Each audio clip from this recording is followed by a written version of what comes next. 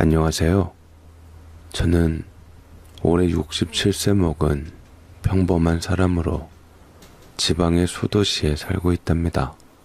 생활은 서울이라면 조금 쪼들리겠지만 지방이라 아쉽지 않게 살고 있답니다. 남편이 성실하게 돈 벌어오고 저도 친정아버지 돌아가실 때 받은 작은 허물어져 가는 건물서 새 소소하게 받다가 큰길 나면서 새 받은 거 보태서 작은 건물 하나 사서 다시 새 받아 가세에 보태서 먹고 살만은 합니다. 욕심부리면 한도 끝도 없고 큰 돈은 아니라도 다달이 들어오는 불로소득 200돈이 있다는 것은 꽤나 든든한 일이잖아요. 물론 가끔 입주자 때문에 속 썩기는 하지만 별일 아니고요. 그렇게 딸 둘에 아들 하나 키우며 결혼해 근 40년 소박하지만 행복하게 살았습니다. 그런데 최근에 우리 막내딸이 아슬아슬 살얼음판 같은 결혼을 하려다 바로 그날씩 끝날 무렵에 도저히 못 참고 엎었어요. 이 일로 우리 부부가 사람들 입에 오르내리고 만나는 사람마다 자초지종을 불어서 입 아픈 김에 세상에 비밀이 어딨냐 제가 즐겨 듣는 사연 읽어주는 연인님들 채널에 사연을 올려봅니다. 참, 저는 우리 막내 결혼이 임박하면서부터 나타난 미꾸라지 한 마리가 그렇게 결혼을 망칠 줄은 몰랐는데 결국 사윗감의 사고방식부터 문제가 많다는 딸의 결론에 공감하거든요. 우리 선이는 그놈이 말하는 뜬구름 잡는 핏줄이니 은혜라는 것을 그놈이 논할 가치도 없으며 오히려 핏줄 찾는답시고 그동안 받은 은혜를 망각하고 심지어 뒤끝까지 부리는 옹심 있는 놈이라고 치를 떠는데 저도 같은 생각이에요. 5월 결혼하는 예비 신부로 막내딸을 시집 보내며 마지막 숙제를 하는 저와 남편은 말할 것도 없이 큰딸과 아들도 미꾸라지의 등장과 함께 그 일거수일투족에 흔들리며 정신을 못 차리는 사위놈의 작태에 지금이라도 엎으라고 했는데 결국 한 달 그 지옥 같은 시간을 지지고 볶고 머리 싸매며 이 생각 저 생각하며 식을 치르는 날 그놈이 그렇게 나올 줄은 몰랐습니다. 제가 말하는 미꾸라지는요, 3년 연애하던 딸과 결혼 준비 끝 무렵에 35년 만에 갑자기 등장한 사위의 침몰합니다. 상견례 할 때도 그랬고 우리 선이가 처음 인사 갈 때 상다리 휘어지게 차린 분이 실은 사위놈 1살 때 재혼하여 맞은 새 어머니라는 것을 알고도 아무 생각이 없었던 것은 그만큼 예비 안 싸던 자신이 잘해줬기 때문 아닙니까? 실제로 사위되는 상민이 이놈도 자기 어머니가 실은 새어머니다 하는 말을 안 했었답니다. 상견례 하루 앞두고 너만 알고 있으라고 선이한테 말해주었고 이후 예비 바깥사돈에게 정확하게 들었는데 집에 데려다주며 어머니가 나를 낳고 안 낳고가 중요하진 않지 않느냐면서 그 어떤 엄마보다 자상하고 지극정성으로 나를 키워주신 분이라고 말했답니다.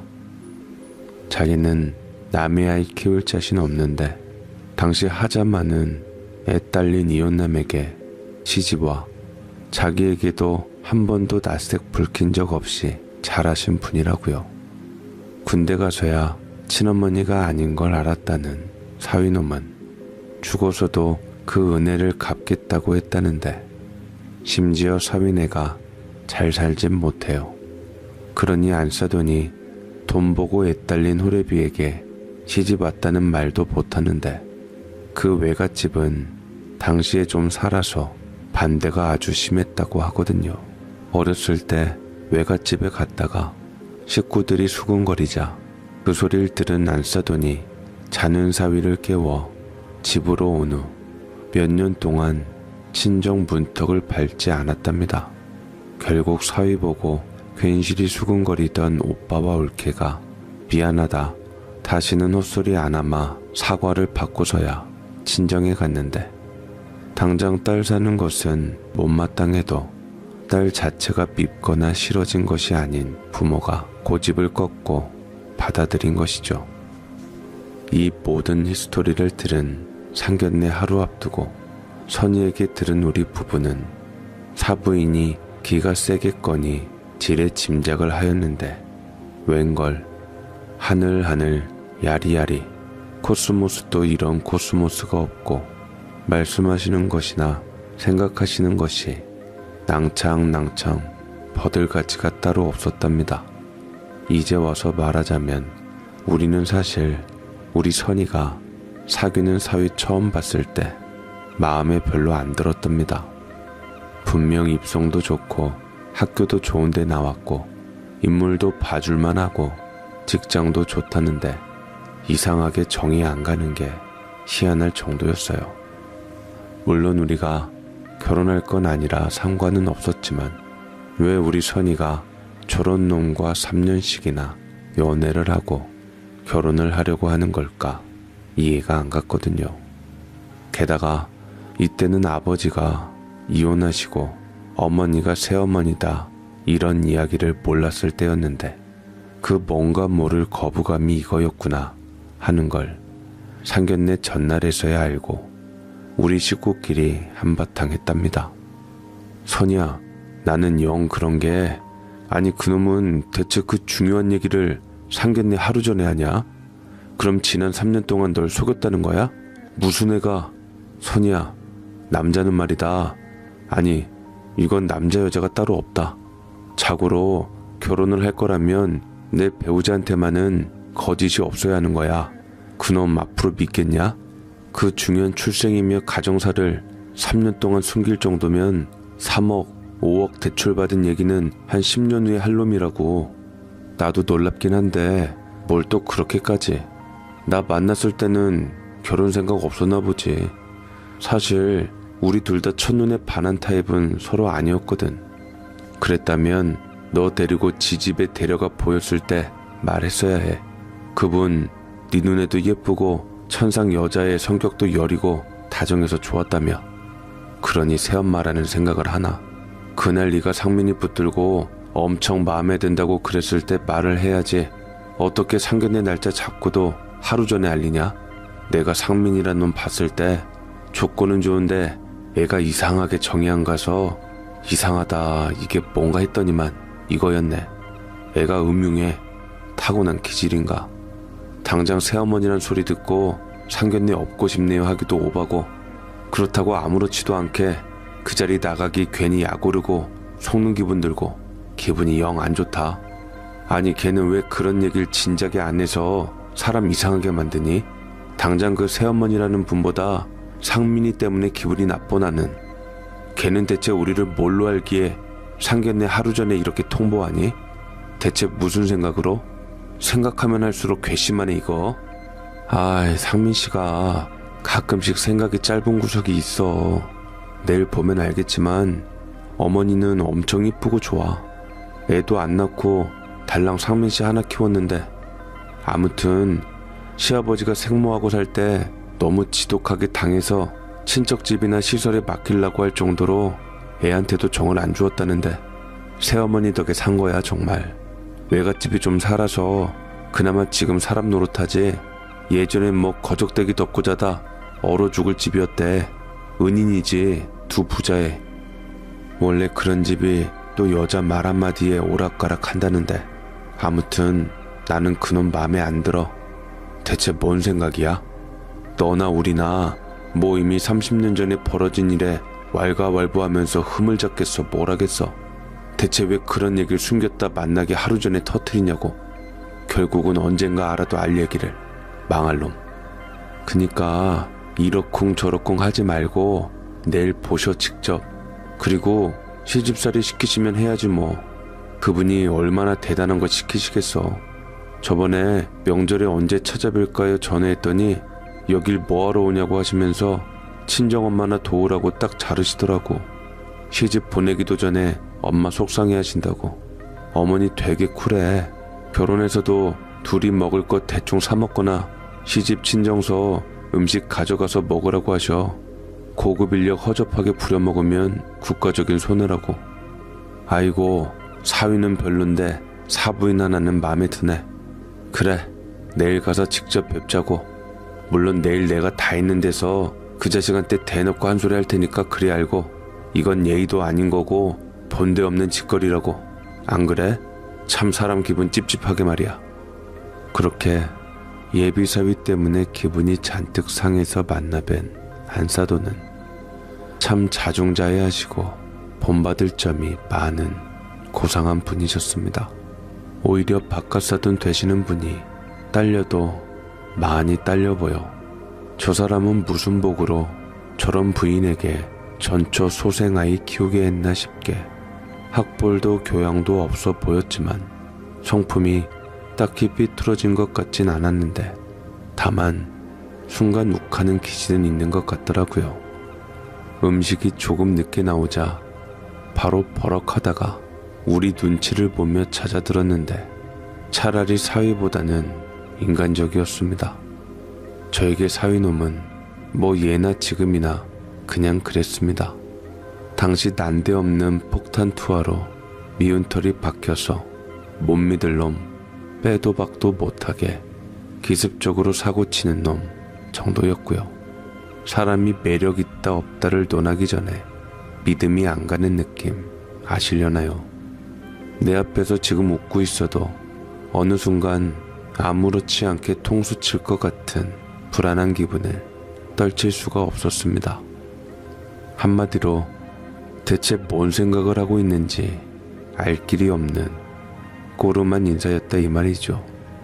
저런 녀석에게 내 딸의 인생을 맡기는 게 불안한 저는 차라리 안사돈의 친자였으면 좋았을걸 하는 생각까지 하게 되었는데 안사돈은 이야기할 때나 사람을 볼 때 지그시 눈을 맞추고 조곤조곤 진심을 다해 말씀을 하시더라고요. 그래 그분을 보며 불쾌한 감정이 싹 가시면서 짐승 같은 친부모들도 많은데 저 가르침 받고 큰 놈이니 믿어보자 제 마음을 다독였답니다. 남편은 미리 말한 대로 상견례 자리에서 대놓고 아무리 그래도 상견례 하루 전에 새어머니라는 말을 일러주는 놈이 어딨냐면서 상민이를 따끔하게 혼을 냈습니다. 사돈 양반들은 자기네가 미리 선희에게 말을 했어야 했는데 자신들이 결례한 것이라고 상민이를 비호했지만 정작 이 예비 사위놈은 머리를 긁적이면서 말하려고 했는데 타이밍을 놓쳤다는 말뿐 죄송하다 앞으로 안 그러겠다 이런 말은 않더라고요. 그래서 남편이 너 결혼해서도 이런 식으로 일치고 오늘처럼 기한 다해서 선희에게 보고할 거냐 몰아가자 그제야 다시는 안 그러겠습니다. 마지못해 대답을 하는데 눈은 우리 눈이 아니라 목덜미 언저리를 보고 있는 겁니다. 저기 우릴 놀리나? 왜 사람을 훅 감는 엄마의 기술을 보고 배우지 못하고 저렇게 진정성이 없는 태도를 보이나 속으로 열이 더 받은 우리는 씩씩대며 저놈이 대체 어디가 좋냐고 선희를 닥달할 뿐이었습니다. 지 눈의 안경이라고 어쨌든 선희는 상민이가 좋대서 혼수며 예물, 혼주 한복 등을 맞추며 안사돈의 인품이며 분위기에 반해 팬이 되어가는 동시에 우리는 상민이 녀석의 안티가 되어갔는데 이것은 선희도 마찬가지였습니다. 둘이 만날 때는 괜찮은데 어른들 대동에서 보니 이건 순 애새끼입니다. 생각이 있는 건지 없는 건지 목마르시죠 잠깐만요 하고 나가선 우리 거라고 달랑 2개를 사가지고 왔습니다.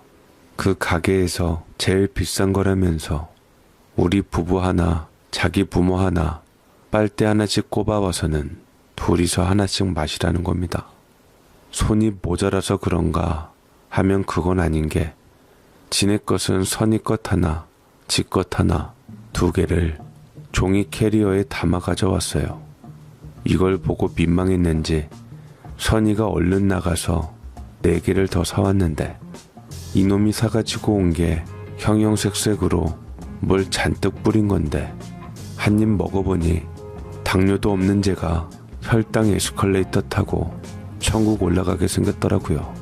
얼마나 달던지 너무 달아서 입천장이 까일 정도였고 먹다 보니 입안에서 뭐가 톡톡 터지는데 팝핑 캔디인가 뭔가 애들이 좋아하는 그런 거랍디다.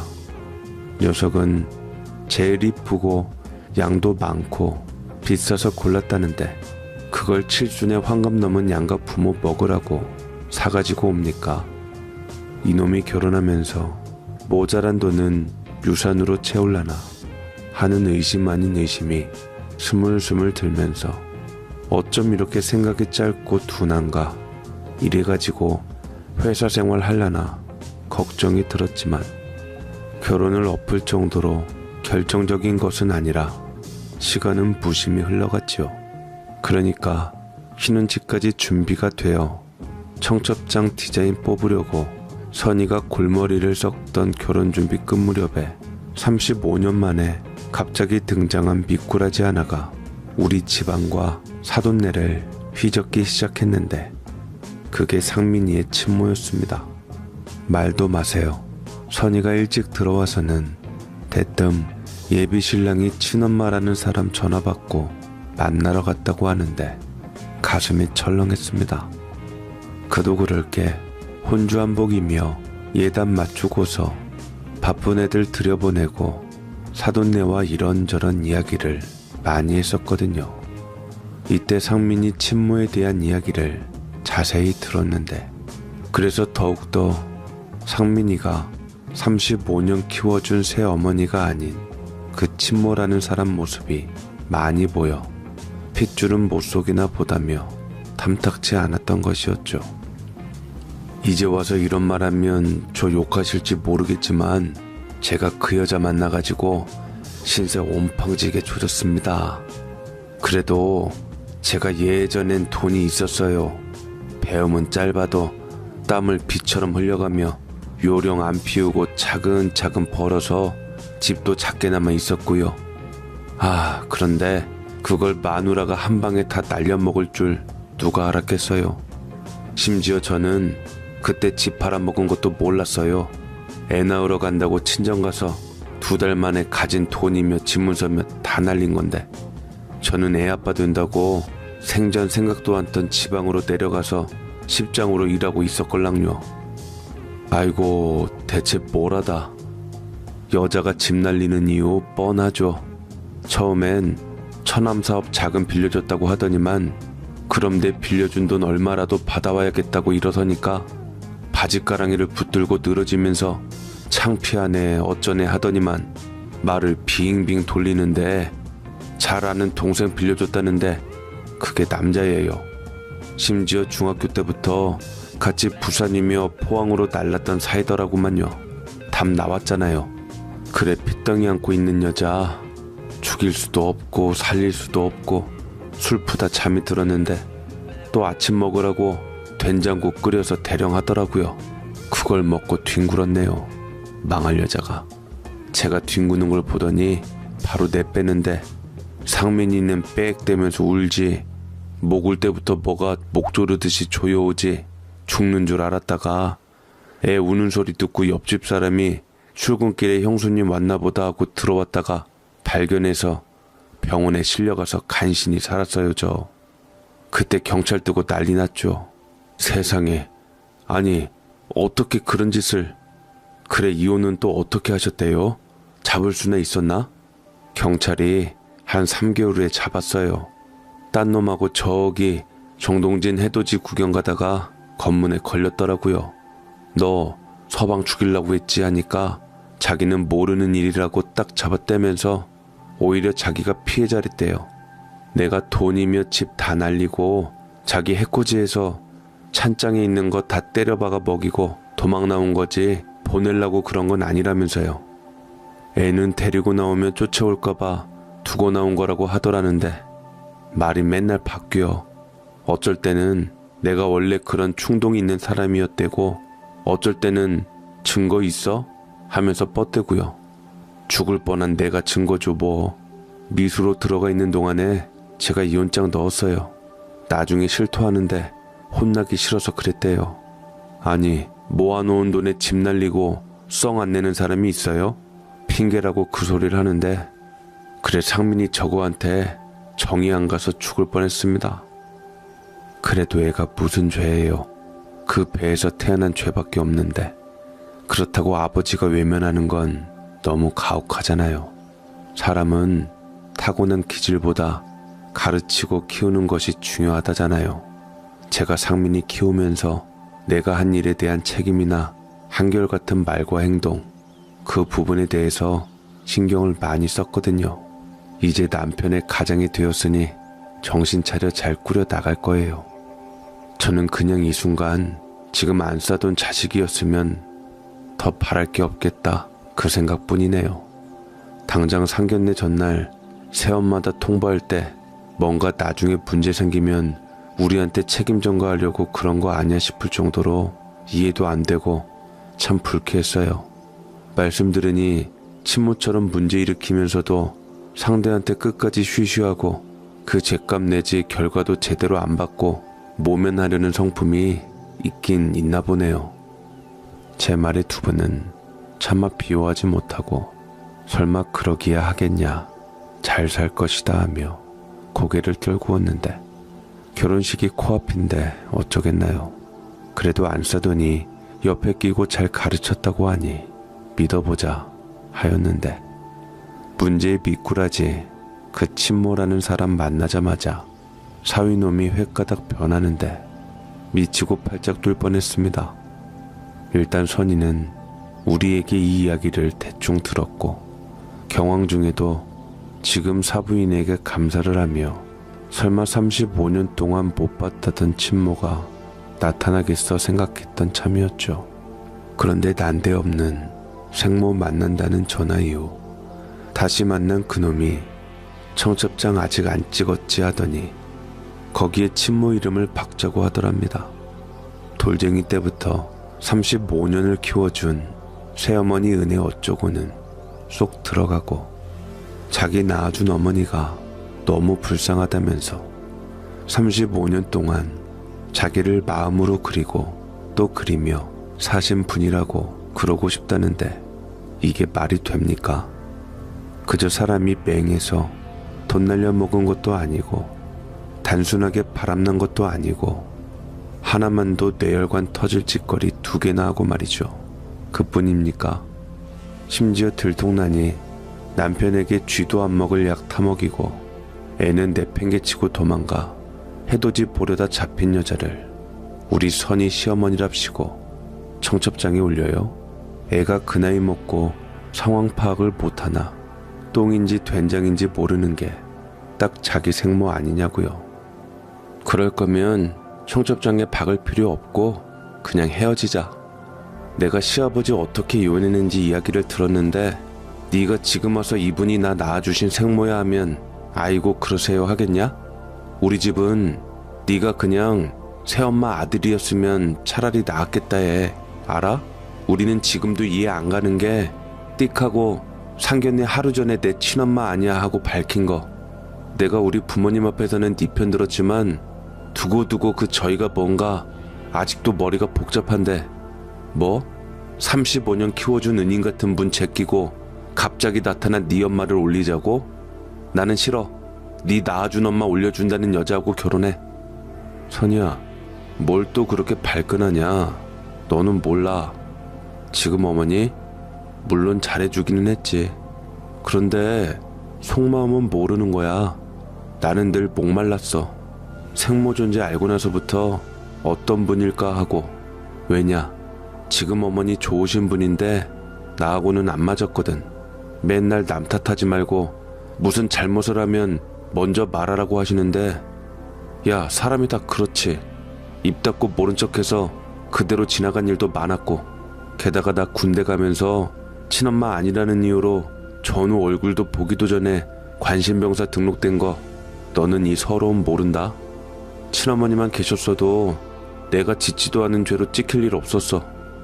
그래, 너 그렇게 존심상해하는 관심병사 만든 게 네 친엄마라니까? 인생 어떻게 될지 모르는 머슴아 군대 갈 정도로 건강하고 바르게 키워주신 부모님 은혜는 어디 가고 자기 버리고 간 친모 찾고 있어 얘가? 너 정말 답 없는 애야. 결혼 접어. 너 같은 놈하고 같이 못 살아. 35년 키워준 은혜 모르는 놈이 고작 3년 사귄 나한테 의리가 있겠어? 그러니 이러는 거지. 됐고 가라. 맞아. 아버지는 지금 어머니 아니었으면 나 버렸을 거라고 그러더라. 정 안 가고 친엄마 생각나서. 그런데 네가 뭘 모르나 본데 어머니는 피해자였어. 무식하고 가진 것 없는 아버지 만나서 우리 엄마 마음고생 몸고생 엄청 했고 돈 번답시고 밖으로 놔둘면서 임신한 엄마를 방치한 거야. 그리고 아버지를 어떻게 했다는 말? 그 말을 믿냐? 우리 아버지 봤잖아. 무식하고 본데 없이 성질 부릴 때 안 부릴 때 구별 못하고 윽박 지르고 그 집구석에서 내가 반듯하게 자란 건 기적이지. 결국 나는 아버지가 아닌 어머니 많이 닮았던 거고 볼 수는 없지만 나를 위해 기도해준 친어머니 덕분 아니냐? 고작 청첩장에 이름 올리는 게 뭐라고 유난이야? 역사를 잃은 민족에겐 미래가 없대. 선이 너도 내가 땡기는 핏줄 찾아 돌이 다하는 게 뭐라고 이렇게 박박 악을 쓰고 결혼을 한 해 만에야? 결국 너도 내가 친엄마 아닌 새어머니 손에서 자랐다는 거 알고 얕잡아 보는 거 아니야? 그러지 말고 우리 엄마 만나봐. 정말 좋은 분이거든. 야, 내가 그 사람을 왜 만나? 자기 이름 안 올려준다고 커피에 약 타먹이면 어쩌라고. 됐고 우리 처음서부터 끝까지 없었던 걸로 해. 나 소름 끼쳐서 너란 인간 못 보겠다. 야, 그거 다 거짓말이야. 음해라고. 아버지가 새엄마하고 살면서 엄마 따돌리려고 지어낸 거짓말이라고. 그럼 엄마한테 범죄 기록 떼달라고 해봐. 너는 그렇게 힘든 일하며 키워준 아버지는 볼 것도 없이 거짓말쟁이고 몇십 년 만에 찾아와서 달랑 새치어로 짓거리는 소리에는 그렇게 한 점 의심이 없냐? 도른놈. 그렇게 선이가 치를 떨면서 결혼을 파토냈는데 오히려 안싸도는 자기 이름 안 올려도 서운치 않다며 선의를 타이르는 겁니다. 누가 신랑 신부 부모 이름에 신경 쓰냐? 친척들 아니면 자기 보고도 청첩장에 적힌 엄마인 줄 알 테니 상민이 말대로 상무 이름으로 올려도 괜찮다고 하는데 일단 선의와 바깥사돈이 아주 거품을 보글보글 물면서 반대를 했죠. 특히 선의는 그런 안싸돈을 다시는 안 볼 생각인 건지 막말을 서슴없이 했습니다. 상민이 놈에게 정이 떨어져서 다시는 안 볼 사람이겠거니 하고서 그랬겠죠. 선이는 안싸돈에게 이제 이런 말 해봤자 의미 없을 남이지만 아주머니 인생이 너무 불쌍하다고 했답니다. 그러고 뭘 했더라. 어른들이 가문 따지고 부모 보는 게 왜 그런지 알겠다고 했더랍니다. 상민이를 보고 더욱 놀란 게 자라온 환경이 새엄마냐 친엄마냐 이것보다 어느 씨를 받고 어느 배에서 나왔냐가 얼마나 중한지를 알았다고요. 그렇게 애정 주고 키워도 결국 바람나 살림 거덜내고 심지어 남편 어떻게 하려던 여자가 뻔뻔하게 내가 네 애미다 하고 나서도 저렇게 지 엄마라고 홀랑 빠지는 것 보면 그 엄마나 아들이나 똑같다는 것이라고요. 나는 이제 빠지지만 아주머니 그놈 믿지 마시라고. 이제 뻔뻔한 그 엄마가 들러붙었으니 키운전 기대하지 마시고 남편만 믿고 가시라고 진지한 조언까지 했다는데 선이 걔도 속 터져서 그랬답니다. 이 새어머니인 사부인을 정말 좋아했거든요. 그러나 하는 이야기 듣는 것만으로도 기함을 하고 치가 떨리는 상민이 친모가 등장을 하고 이 상민이 놈이 대뜸 청첩장에 이름 박아넣자고 선이에게 제안한 그 천인공노할 사안에 얘는 무엇이 중한지도 모르고 은혜 알기를 일회용 젓가락으로 아는 애라며 여기저기 취소 전화를 돌리기 바빴답니다. 그러나 이틀 후에 상민이 놈이 찾아와 무릎을 꿇고 생전 처음으로 친어머니 만나고 자기가 어떻게 됐나 보다고 다시는 그 어머니 이야기를 꺼내지 않겠다고 빌고 또 빌었답니다. 실은 그 어머니 처음 만나자마자 자기 손 붙들고 울어서 마음이 약해졌던 거라고 상민이가 말하자 선이는 어디라고 손을 함부로 내주냐고 너는 딱 어머니 아버지란 이유로 대출받아서 달라는 돈 주는 애정결핍 환자 같다고 하자 이놈이 안 그래도 그래서 정신 차렸다고 하는 겁니다. 선이가 결혼 없던 걸로 하자고 할 때도 저는 아무 생각 안 들었습니다. 선이는 놓쳤어도 친어머니 찾았으니 무게감이 어느 정도는 맞으니까요. 그렇게 한 이틀 정도 후에 다시 전화가 와서 만났는데 저 결혼 엎어진 이야기 듣고도 별로 슬퍼하지도 않으시더니 그럼 결혼 안 하니까 결혼자금 굳었네 하면서 돈 좀 달라고 하시더라고요. 물론 제가 놀라니까 빌려달라고 말 돌리긴 하셨지만 어째 처음 만났을 때와 또 다른 게 아버지 말이 맞나 보다 하는 생각이 들면서 머리가 복잡했는데 이후론 계속 돈은 어떻게 됐냐고 독촉을 하셔서 그래서 줬어? 아니 나는 너하고 결혼할 건데 왜 줘? 나 정신 차렸다니깐. 청첩장에 생모 이름 넣자고 해서 싸운 거잖아. 이제 나도 그럴 생각 없어.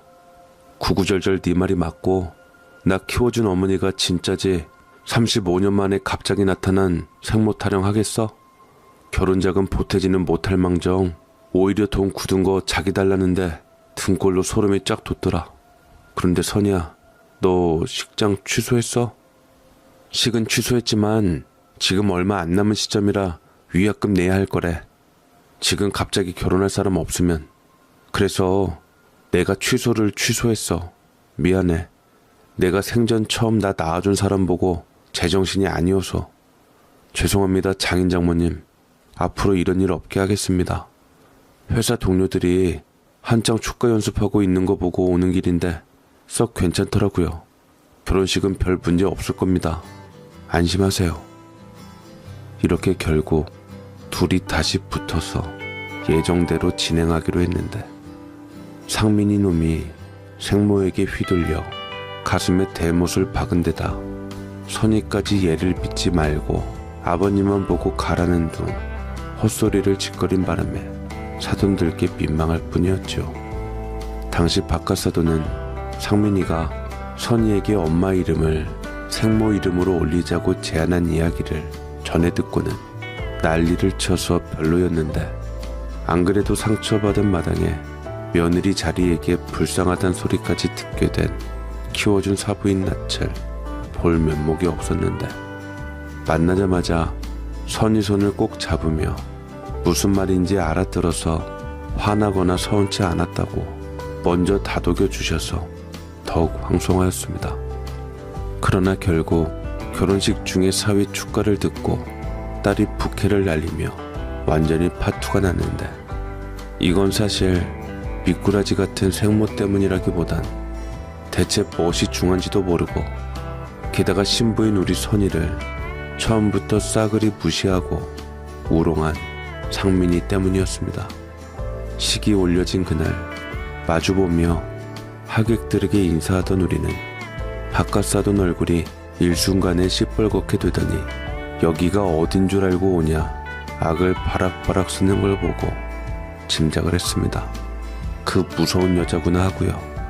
남색 정장을 차려입은 그 여자는 그러거나 말거나 태연하게 신랑인 상민이와 눈짓으로 인사를 나누고 식장으로 들어갔는데 어떻게 된 일인지 우리 부모들은 두근두근 아무 일도 벌어지지 않기만을 바랄 뿐이었죠. 선이 신경 쓰일까봐 알리지는 않고 조용히 지켜보다 가주길 바라고 있었는데 기어이 이 망할 사위놈이 본색을 드러내는데 저도 이때 생각하면 얼굴이 불그락 푸르락합니다. 사위 직장 동료에게 부탁했다는 축가 말입니다. 보통은 신랑 신부의 앞날을 축복하는 노래로 부르잖아요. 그런데 신랑 동료들은 어딨나 할 정도로 젊은 친구들이 별로 없어서 이상타 했더니만 애초에 있지도 않았습니다. 대신 신랑인 지가 축가랍시고 불러 올리겠다고 하는데 불안불안하더니만 이 자식이 엄마 타령을 하는 겁니다. 사람들이 웅성웅성하면서 이게 웬일이니 하는데 우리는 모르는데 선이 또래는 아는 노래인가 보던데 엄마 이름만 불러도 왜 이렇게 가슴이 아프죠. 가장 소중한 누구보다 아름다운 당신은 나의 어머니. 힘드셨다는 거 이제 알아요. 나 때문에 많이 우셨죠. 내 작은 선물을 너무 감동 마세요. 당신은 나에게 세상을 선물했잖아요. 잘할게요. 내가 잘할게요. 이 지롤링을 하는데 이게 환갑잔치서 부를 노래지 결혼하는 날 부를 노래입니까? 천인공노하게도 심지어 키워준 사부인을 위한 노래도 아니었습니다. 노래에 엄마, 나의 어머니 하며 목 놓아 부르는 부분이 자주 있는데 두 번째에선가 하객 속으로 손을 뻗으니 위아래로 남색 양장으로 빼입은 그 생모라는 여자가 나와서 사위놈의 손을 잡는데 기가 막히고 코가 막혀서 원. 이거 이놈이 대놓고 지 아버지의 35년 키워준 어머니 그리고 선유와 우리를 엿먹인 거 아닙니까? 이런 퍼포먼스를 할 줄 알았다면 우리도 대충 친척들에게 선희 시어머니가 본 부인이 아니라 여차저차 새로 얻은 분인데 잘 키웠더라 언질이라도 했을 겁니다. 좋은 이야기도 아니고 심지어 그 생모가 영 질이 안 좋아서 선입견 가지지 않게 하려고 말 안 한 우리는 뭐가 되며 둘만의 잔치로 신부인 선희에게 사랑 맹세를 해야 할 신랑이 혼주석도 아닌 하객석에 있는 사람을 찾아 엄마 타령하니 다들 최악의 사연을 생각할 수밖에 없잖아요. 그것도 현실과 정반대인 상상을요. 그래 결혼식에서 이 짓거리를 하는 걸 본 선희가 뻔뻔하게 노래 부르는 상민이의 손을 잡고서 의기양양하게 미소 지으며 듣고 있는 그 생모에게 부케를 날려버렸습니다. 순간 노래는 끊겼고요. 저는 눈을 질끈 감고 차라리 잘 됐다 했습니다. 아무리 안 싸돈이 점잖아도 저 생모라는 여자며 천지분간 못하고 결혼식에서까지 선이 속이고 꿍꿍이 버리는 저놈에게 딸을 시집 보내고 싶지 않았거든요.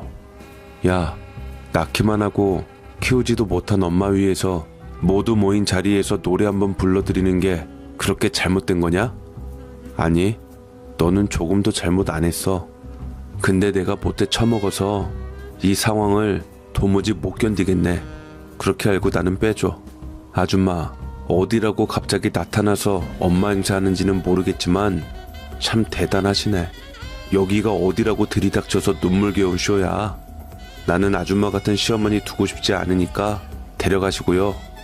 똥인지 된장인지 구분도 못하고 주인공 모르게 일부러 치는 이상민아, 키워주신 어머니부터 챙겨드리고 이 짓거리를 하면 말을 안 한다.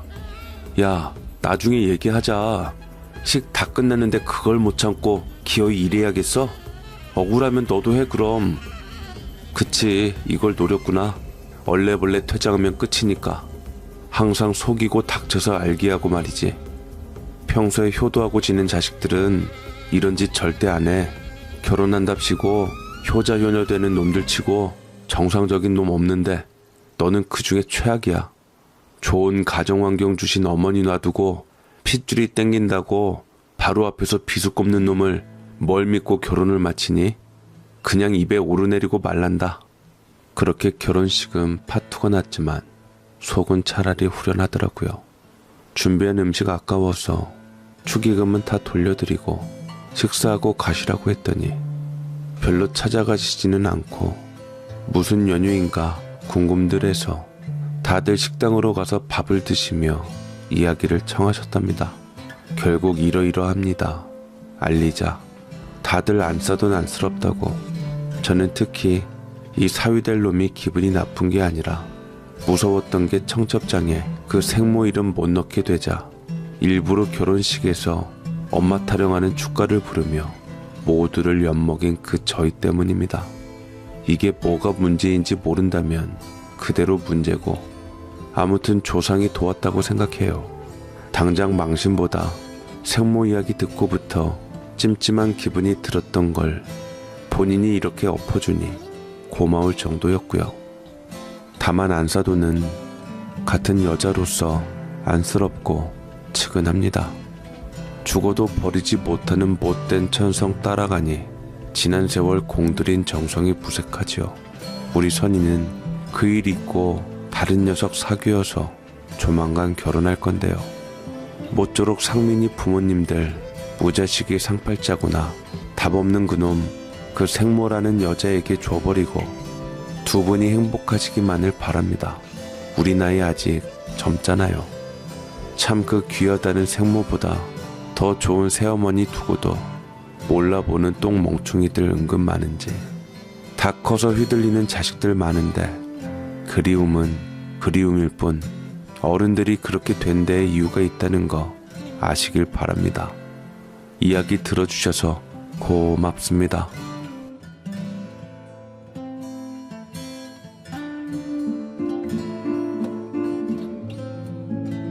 안녕하세요. 저는 반백살 50년 묵은 호랑이 김태혁이라고 합니다. 사는 곳은 무진장하는 무주 진안 장수 중 한 곳인데요. 여기 기차도 안 다니는 깡촌입니다. 그런데 또 마음만 먹으면 서울까지 2시간이면 가는 이상한 동네죠. 고도가 높아서 다른 곳에서 우리 사는 곳으로 오려면 무슨 안데스 산맥 오르듯이 굽이굽이 산길 타고 와야 하는데 가끔 귀먹었다는 사람도 있을 정도입니다. 그래도 스키장까지 있는데 저는 탈 줄도 모르고 시간도 없습니다. 제가 어디 사는지 자세히 밝힐 수 없는 건 이 스키 타러 오신 목격자분이 계실까 해서입니다. 한참 방황하던 시절에 버스 대합실 커피 마시고 멍 때리고 있다가 낮잠 자고 일어나면 앞에 1,000원짜리 지폐가 제법 쌓여 있었답니다. 심지어 제가 가져다 놓지도 않은 소쿠리까지 있는데 참 나물 파는 할머니들 소쿠리 좀 팔지 말래도 말을 안 듣습니다. 500원이면 사는 작은 소쿠리 2,000원 주고 사니 자꾸 파는 거죠. 그 소쿠리는 마음씨고 온 겨울 관광 오신 여행객에 의해 잠자는 제 앞에 놓였다가 다시 할머니께 가니 미치는 장사가 아니죠. 할머니들은 저보고 잠을 자지 말라는데 달달하고 따끈한 커피만 마시면 잠이 오는 걸 어쩌라고요. 저는 어릴 적엔 안 가르쳐준 한글을 스스로 깨쳐서 천재 소리 들으며 이쁜 깨나 받았는데 크면서 점점 숫자치가 되어서는 그놈의 산수 수학 때문에 좋은 학교도 못 가고 빌빌대며 인기 없고 밥 벌어 먹을 것 없다는 남자 문과생이 되었습니다. 그래도 저 사는 곳에서는 이름 많은 대학교까지 다녔는데 지금은 따로 직업이랄 것 없이 닥치는 대로 하고 삽니다. 고냉지 농사로 유명한 곳이지만 전 농사도 못 짓거든요. 저도 서울 생활을 근 3년 했는데 참 이상하게 저는 직장을 얻으면 한 달을 못 버팁니다. 제 잘못보다는 그렇게 되더라고요. 첫 월급 받기 직전에 자전거에 치여서 들어 눕질 않나. 사장이 은밀히 불러내서 두근거리며 가보면 월급 한 달만 빌려주면 2배로 갚겠다고 딜을 하지 않나. 이래저래 저를 백수를 만듭니다. 어머니 말씀에 의하면 손금은 좋다는데 할머니는 사주가 안 좋답니다. 참네. 그러니까 일생 홀로 다니며 산을 지배하는 호랑이처럼 혼자 뭘 해도 하란 것인가 보다 하고 내려왔는데 할 게 없습니다. 그래서인지 남자에게 중요하다는 친구란 것도 다 변변찮습니다. 어릴 때 친구 죽마고오는 쳐주는 모양인데 제가 보긴 다 똑같습니다. 특히나 나이가 들어가면서 남자에게 꼭 필요한 5가지.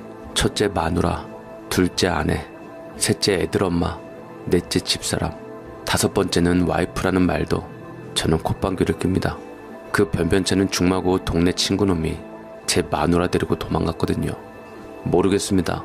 신혼초 고향 내려와서 읍내에서 친구들하고 놀다가 친구 시켜서 집에 들려서 집사람 데리고 오라고 했는데 그 길로 날랐죠.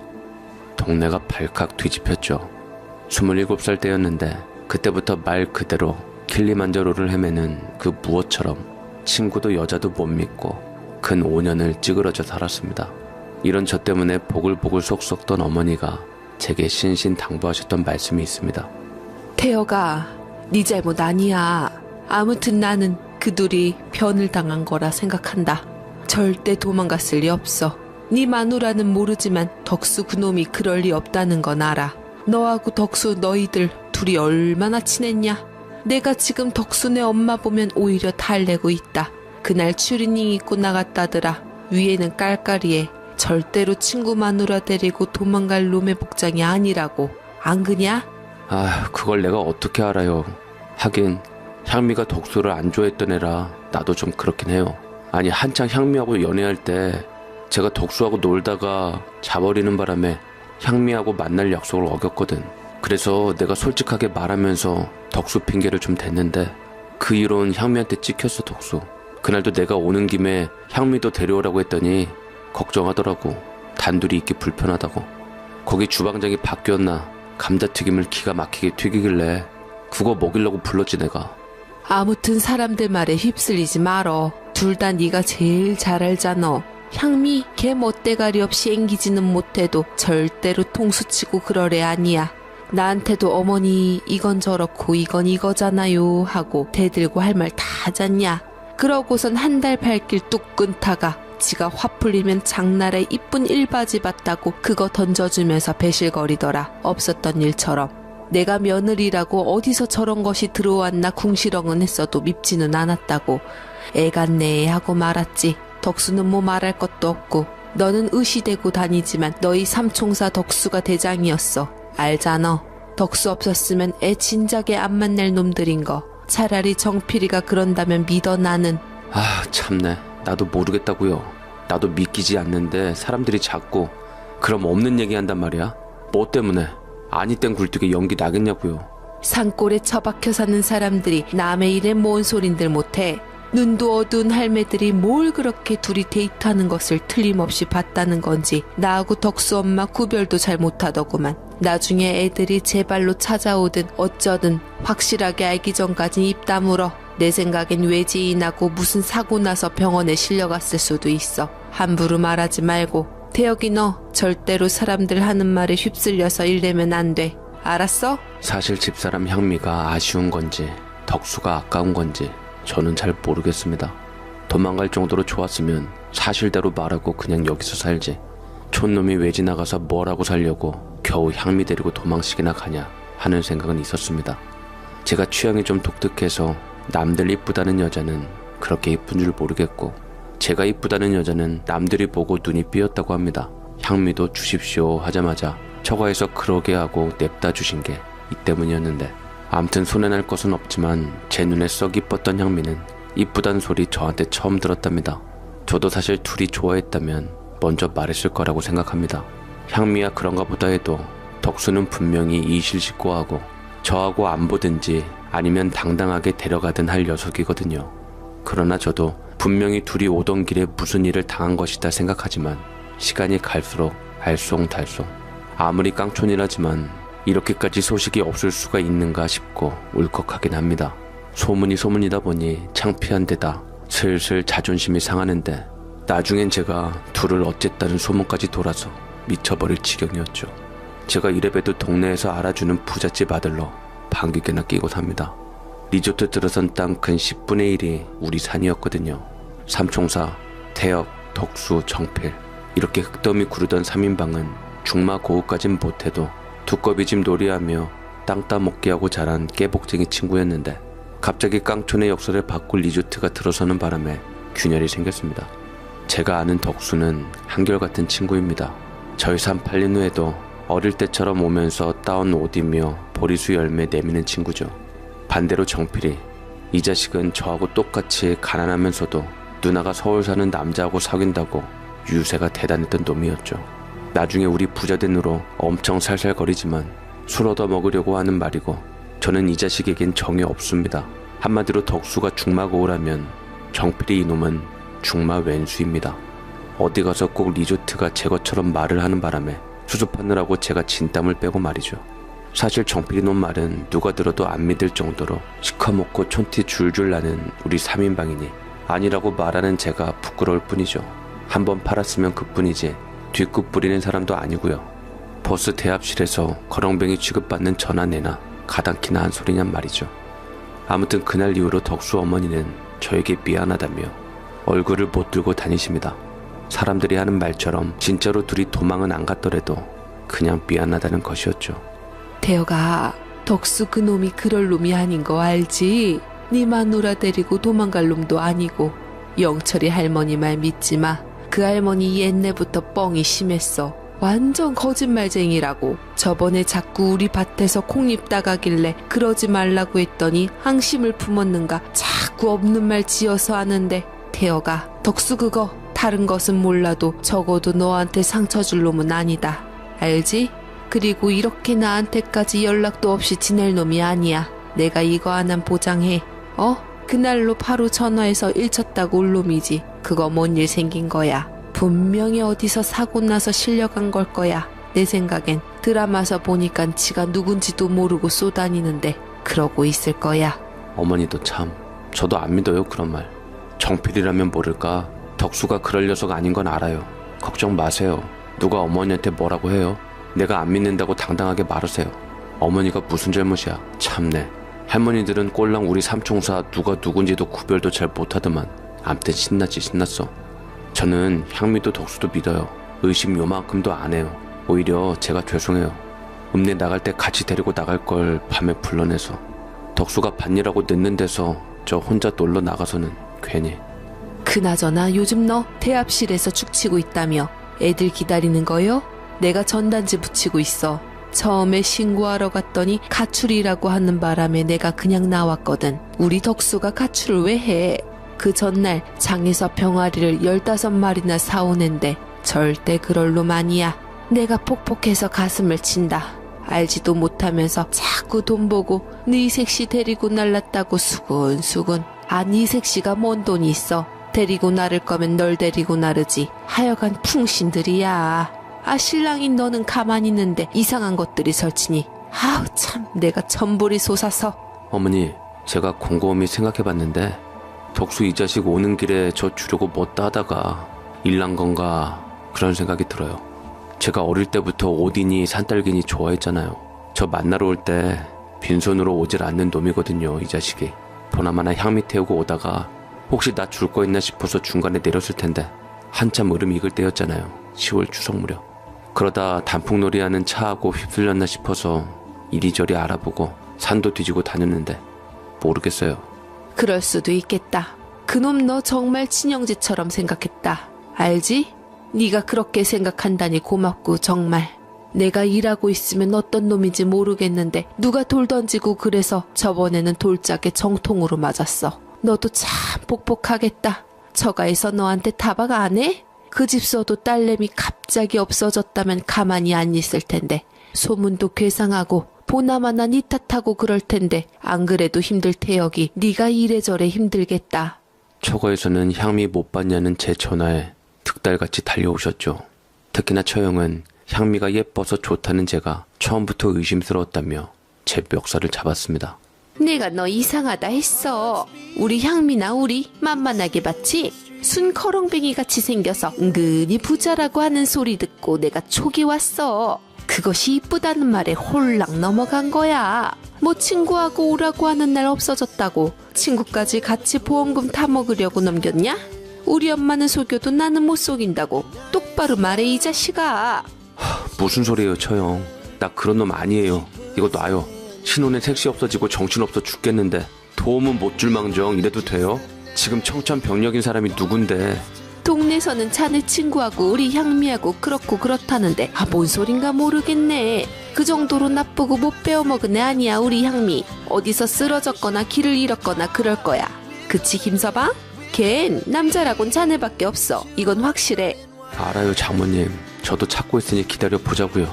일단 처형이 말하는 것처럼 나쁜 짓 안 했고요. 일단 보험 안 되는 집이니 걱정 마시고요, 처형. 장모님, 저도 향미 의심 안 합니다. 소식 들려올 거예요. 그저 어디선가 잘 지내기만 빌고 있어요. 그렇게 명절마다 찾아보며 처가도 저도 지쳐갔습니다. 한 번은 사실대로 말하라며 멱살을 잡히기도 하고, 한 번은 소문처럼 정말로 향미가 자네 친구와 도망간 모양이라며 울고 불고 사과하며 왔다리 갔다리 그렇게 흔들렸죠. 그러나 향미에게서 제가 싫다는 소리를 듣지 않은 이상 제 아내이기 때문에 사위 도리하며 그렇게 기다렸습니다. 결국 처형 오해도 풀리고 시간이 갈수록 소문과는 상관없이 그냥 둘이 살아있기만 간절히 바랄 정도가 되었습니다. 그렇게 4년 후 할머니들 사이에 퍼지는 근거 없는 소문 빼곤 정벌할 게 없이 휘청이던 우리 집은 어머니가 암까지 걸리며 우환이 끊이질 않았습니다. 웃기게도 우리는 안 그런데 동네에선 덕순애 때문에 우리 엄마가 병에 걸린 거라며 수군수군했죠. 그렇게 읍내에 가서 어머니 드실 저녁거리 사들고 오는 길에 영철이 할머니가 덕수 어머니를 드자비하는 것을 보곤 저도 완전히 나사가 빠져버렸습니다. 맞잖아, 이거 사. 네 집 아들놈이 그 집 세댁 빼돌려서 결국 태혁이네가 암 걸린 거지. 내 말이 틀려? 별것도 없던 산 팔아 그 집 잘 살게 되니 배가 아팠던 거야. 너희 남편하고 친구라고 잘난 척해도 친척도 아니고 남편들 죽고 나니 그저 남남이 부러운 거지. 속으로 얼마나 꼬수었을까.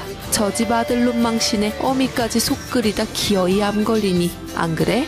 친한 하나 없는 판에 건방지게 사람 가리고 말이지. 너 언젠가는 내가 손봐주려고 했다 이 말이야. 괜히 뜨끔해서는 입막음하려고 달려들지. 못된 것이. 그 집에 문병관이 헛소문에 속 끓여서 그렇다고. 나보고도 오히려 조심하시라고 걱정하던데 왜 남이 끼어서 이래요? 말 같은 소리를 해야 참지. 그동안은 자기가 봤다고 해서 가만히 두고 보고 있었지만 이번 일은 나도 못 참겠네. 멀쩡한 남의 아들에 멀쩡한 남의 며느리 엮어서는 몇 년을 그렇게 신나게 떠들고 생각하는 척은 누가 배 아파 요분질 치는 건지 딱 나오는데 누구한테 뒤집어 씌우고 이놈의 할망구가 오냐. 그리 나라나 잘 잡았네. 오늘 너하고 나하고 둘 중 하나 죽고 살자고 결판 내자 아주. 이렇게 두 분이서 뒹구는 것을 딱 막아서고서는 영철이네 할머니를 번쩍 들어서는 눈을 똑바로 뜨고 안 어울리는 협박을 좀 했죠. 할머니가 말하는 대로 둘이서 도망 안 간 거 나중에 밝혀지면 내가 할매 집안 싹 망하게 할 테니 그리 알아요. 어지간히 하다 입 다물겠지 했더만 이건 한도 끝도 없고. 왜? 비 안 내리는 것도 덕순애 탓이고 여름장마 태풍도 덕순애 탓이라고 해보시지.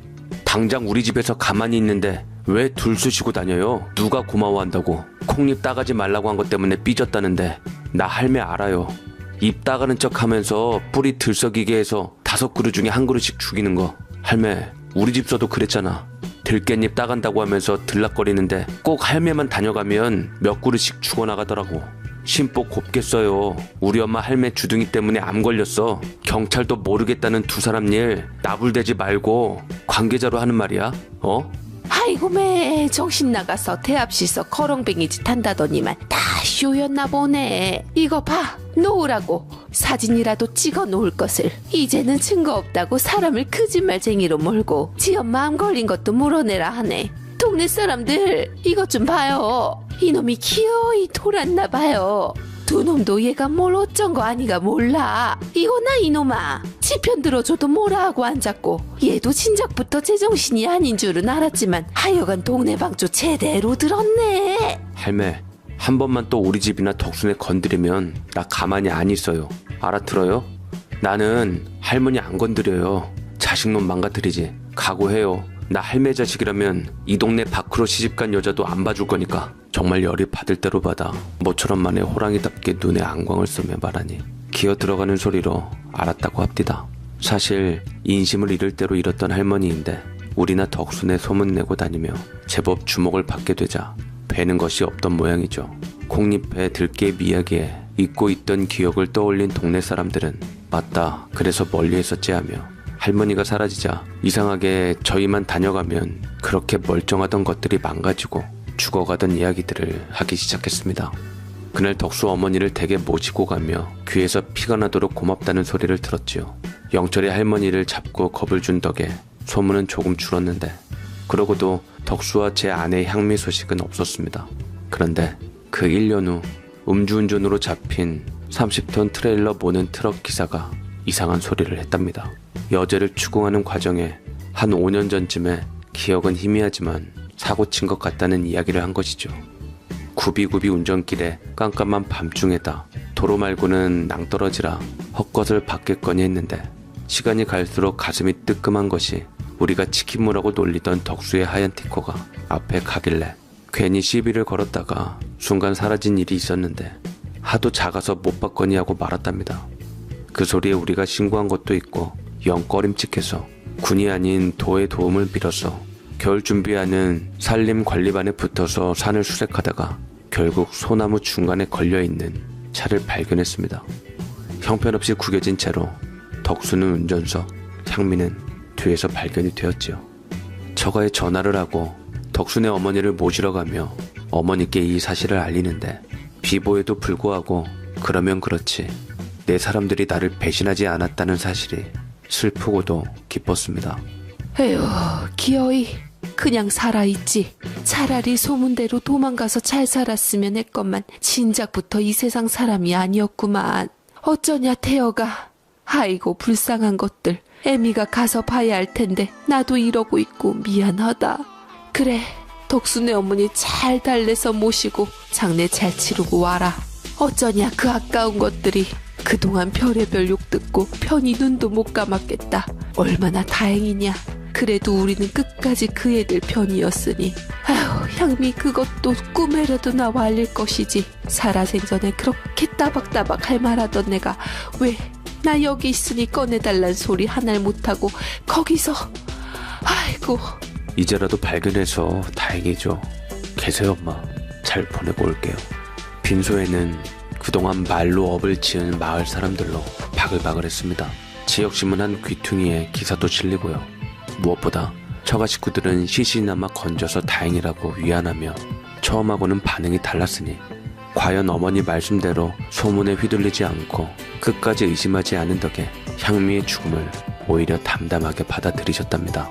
내가 자네 동네 사람들 만났는데 우리 애가 자네 친구하고 도망갔다고 그렇게 수군댔다며. 하긴 그 친구라는 그 사람하고 같이 없어져 버렸으니 오해받기도 쉽지. 그런데 안사코 자네가 그럴 일 절대 없고 한데서 달리봤지. 향미는 다른 놈 좋아지면 당당하게 헤어지자고 말할 애라고 편들어줬다며. 나야말로 향미 그것한테 연락 오면 이유 불문 자네한테 무조건 싹싹 빌게 하려고 벼르고 있었어. 다른 놈들 같았으면 그런 소문 퍼진 마당에 대뜸 존심 상한다고 처가 와서 일낼 텐데 자네는 향미가 있건 말건 아직도 사위라고 매 명절마다 찾고 안부 전화하고. 차라리 이렇게 발견하니 우리도 속 시원하네. 죽었는가 살았는가 하면서도 솔직히 1년 지나서부터 죽었구나 하고 있었어. 이제라도 편하게 모셔서 다행이에요 장모님. 괜히 결혼을 해가지고 그날 제가 나오라고만 안 했어도 살 사람들인데. 운명이야 그러게. 어디 미워서 불러냈는가. 만난 거 먹이려고 불러냈다며. 그러니 지도 좋아서 그 밤중에 쪼르르 따라 나서게지. 향미 갔어도 종종 들려. 나야말로 명절에 자네 올 줄 알면서도 일부러 음식 맛없게 했어. 만나면 반갑고 이쁜데 음식 준비할 때는 마음이 오락가락해서. 향미 그것은 어디서 밥을 먹는지 못 먹는지도 모르는데 자네 혼자 잘 먹고 잘 지내는 거 심술나서 일부러 가난하고 그랬어. 다음에 제대로 간 맞춰서 해줄게. 그래도 꾸준히 자네가 찾아대고 해서 트럭기사 말에 수색한 거라더구만. 고마워. 진작에 사람 풀어서 찾아볼걸. 곧 죽어도 죽었다고 생각하긴 싫어서 괜히 고생시켰어요 두 사람을. 그렇게 오열과 후회 속에서 중마고 내 친구 덕수와 내 아내 향미를 5년 만에 제대로 된 조상을 치르자마자 어머니는 이제 됐다는 듯이 얼마 지나지 않아 세상을 뜨셨습니다. 유언이랄 것은 없어도 가시기 직전까지 제 걱정만 하고 가셨는데 그게 동양 소쿠리 놓일 정도로 저는 몰골부터 꾀죄죄 삶의 의욕을 놓고 살았기 때문이죠. 제가 못난 인간이라 밖으로 덕수 어머니 편들고 소문 퍼뜨린 할머니에게 위협을 했지만 가슴속에 그 한 꼬투리의 유혹이 좀처럼 지워지지가 않더라고요. 두 사람을 발견해서 헛소문이라는 것을 밝혀냈지만 결국 사건의 발단은 제가 밤중에 나오라고 불러낸 것 때문이라는 죄책감이 있었지요. 태여가 사고 낸 것은 그 트럭 기사다. 밤길 운전에 심심하다고 작은 덕수 차에 시비 건 그 사람이 잘못이지. 친구나 마누라에게 먹일 생각으로 불러낸 너나 딸아 나선 그 애들은 잘못이 없어. 알아들어? 절대로 그 사고에 대해 죄책감 가지고 힘들어하지 마. 그 애들은 영원히 너의 친구의 아내로 죽었어. 한 점 부끄러움 없이. 나머지는 내가 하늘에 가 그 애들 만나 풀 테니 그리 알아. 우리 원망하는 마음 조금도 없으니 꿈에 나타나지도 않은 거야 그 녀석들. 알아들어? 아, 엄마. 무슨 또 하늘나라 간다는 소리래요. 지금 엄마까지 떠나면 나 영영 못 일어나요. 무슨 말씀인지 알겠는데 오래 사실 생각해. 가셔도 지금은 아니야. 걱정 말고요. 나 세상하고 영 끊고 속세 떠날 생각도 못하는 놈이야. 워낙 못나서. 엄마 건강만 생각하셔요. 그리고 덕순네 엄마도 내 보긴 건강이 별로야. 네가 잘 들여다봐. 너무 오래 마음을 졸이고 살았어. 원체 힘들게 산 사람이 소문에 시달리기도 하고 게다가 덕수 그렇게 찾고 살아도 산 게 아닐 거야. 네가 더 들여다봐. 덕수에게 미안한 마음 그 사람 들여다보며 풀어. 알겠어? 그 애들 누명 벗겨져서 여한이 없다 나는. 그러니 태혁이 너도 당당하게 고개 들고 살고 좋은 친구와 아내 사고로 잃은 당사자로 네 잘못 하나도 없다. 네, 잘 들여다볼게요. 아줌마가 고생 제일 많이 했어요 보면. 그렇게 어머니가 가지자 덕수 어머니가 또 친이모처럼 저를 챙기며 물심양면으로 돌보시는데 말로만 돌보겠다고 한 것은 아닌가 싶어 제가 병원 오신 김에 건강검진을 부탁드렸죠. 한사코 마다하시는 어머니 붙들고 입시름 끝에 발인하자마자 검사를 받게 했는데 갑상선 암이 발견돼서 제가 부조금으로 수술시켜드리고 이후로 고지혈증 약타로 한 달에 한 번 병원 모시고 다닙니다. 봐요. 아들 없다고 잘 안 챙겨 드시니까 병 걸리잖아요. 내가 친구의 마누라 보내고 엄마의 어머니까지 보내면 살 것 같아요? 엄마가 어머니 살펴보랬어요. 건강 안 좋은 것 같다고. 나 엄마 유언 받들게 도와줘요. 어머니라도 살아요 제발. 내가 어머니 덕수목까지 살게 할 거니까 각오해요. 그래야 덕수 만나 면이 서죠. 안 그래요? 형님이 그랬어? 내가 먼저 가야 할 것을. 알았어. 내 태혁이 너 믿고 살아볼게. 다른 사람들 뭐라고 해도 내 편 들어준 너 아니었으면 내가 지금까지 살아있지도 못했을 거야. 지금 또 나까지 가면 그 남말하게 좋아하는 것들이 신나서 또 소문 퍼뜨릴 거고. 그래, 너 위해서 버텨야지. 나도 이제 덕수 대신 너 보고 삼아. 내 형님 대신에 너 챙기고 언제 갈지 몰라도 우리 그렇게 살자. 네, 이제 어머니가 엄마 대신이고 제가 덕수 대신이에요. 저야말로 저 때문에 덕수 보냈다고 원망 안 한 어머니 받들어 모셔야죠. 얼마나 감사한데요. 이렇게 힘들었던 지난 5년간 덕수 어머니와 함께 큰 힘이 되어준 것이 정필이 커플이었던 것은 새로운 발견이었습니다. 제가 알던 이 녀석은 신이 나서 소문 부르다 나르며 저를 괴롭힐 놈이었는데 오히려 아닐 거야 하며 누르다 제가 정말로 둘이 도망간 거 아닐까 하고 말하면 단호하게 덕수 편을 들었습니다. 게다가 정필이가 머리 기르면 딱 저 모습이겠구나 싶게 닮은 여자친구도 저의 의혹을 잘라버리고 눌렀으니 이 두 사람에게 기대감이 없어서인지 충격적이면서도 그 말이 무척 힘이 되었었습니다. 당시에는 태혁아 임마 순 핫발이었네. 야 막말로 향미씨는 내가 잘 몰라서 뭐라고 말 못하겠는데 덕수를 의심하는 건 좀 아니다.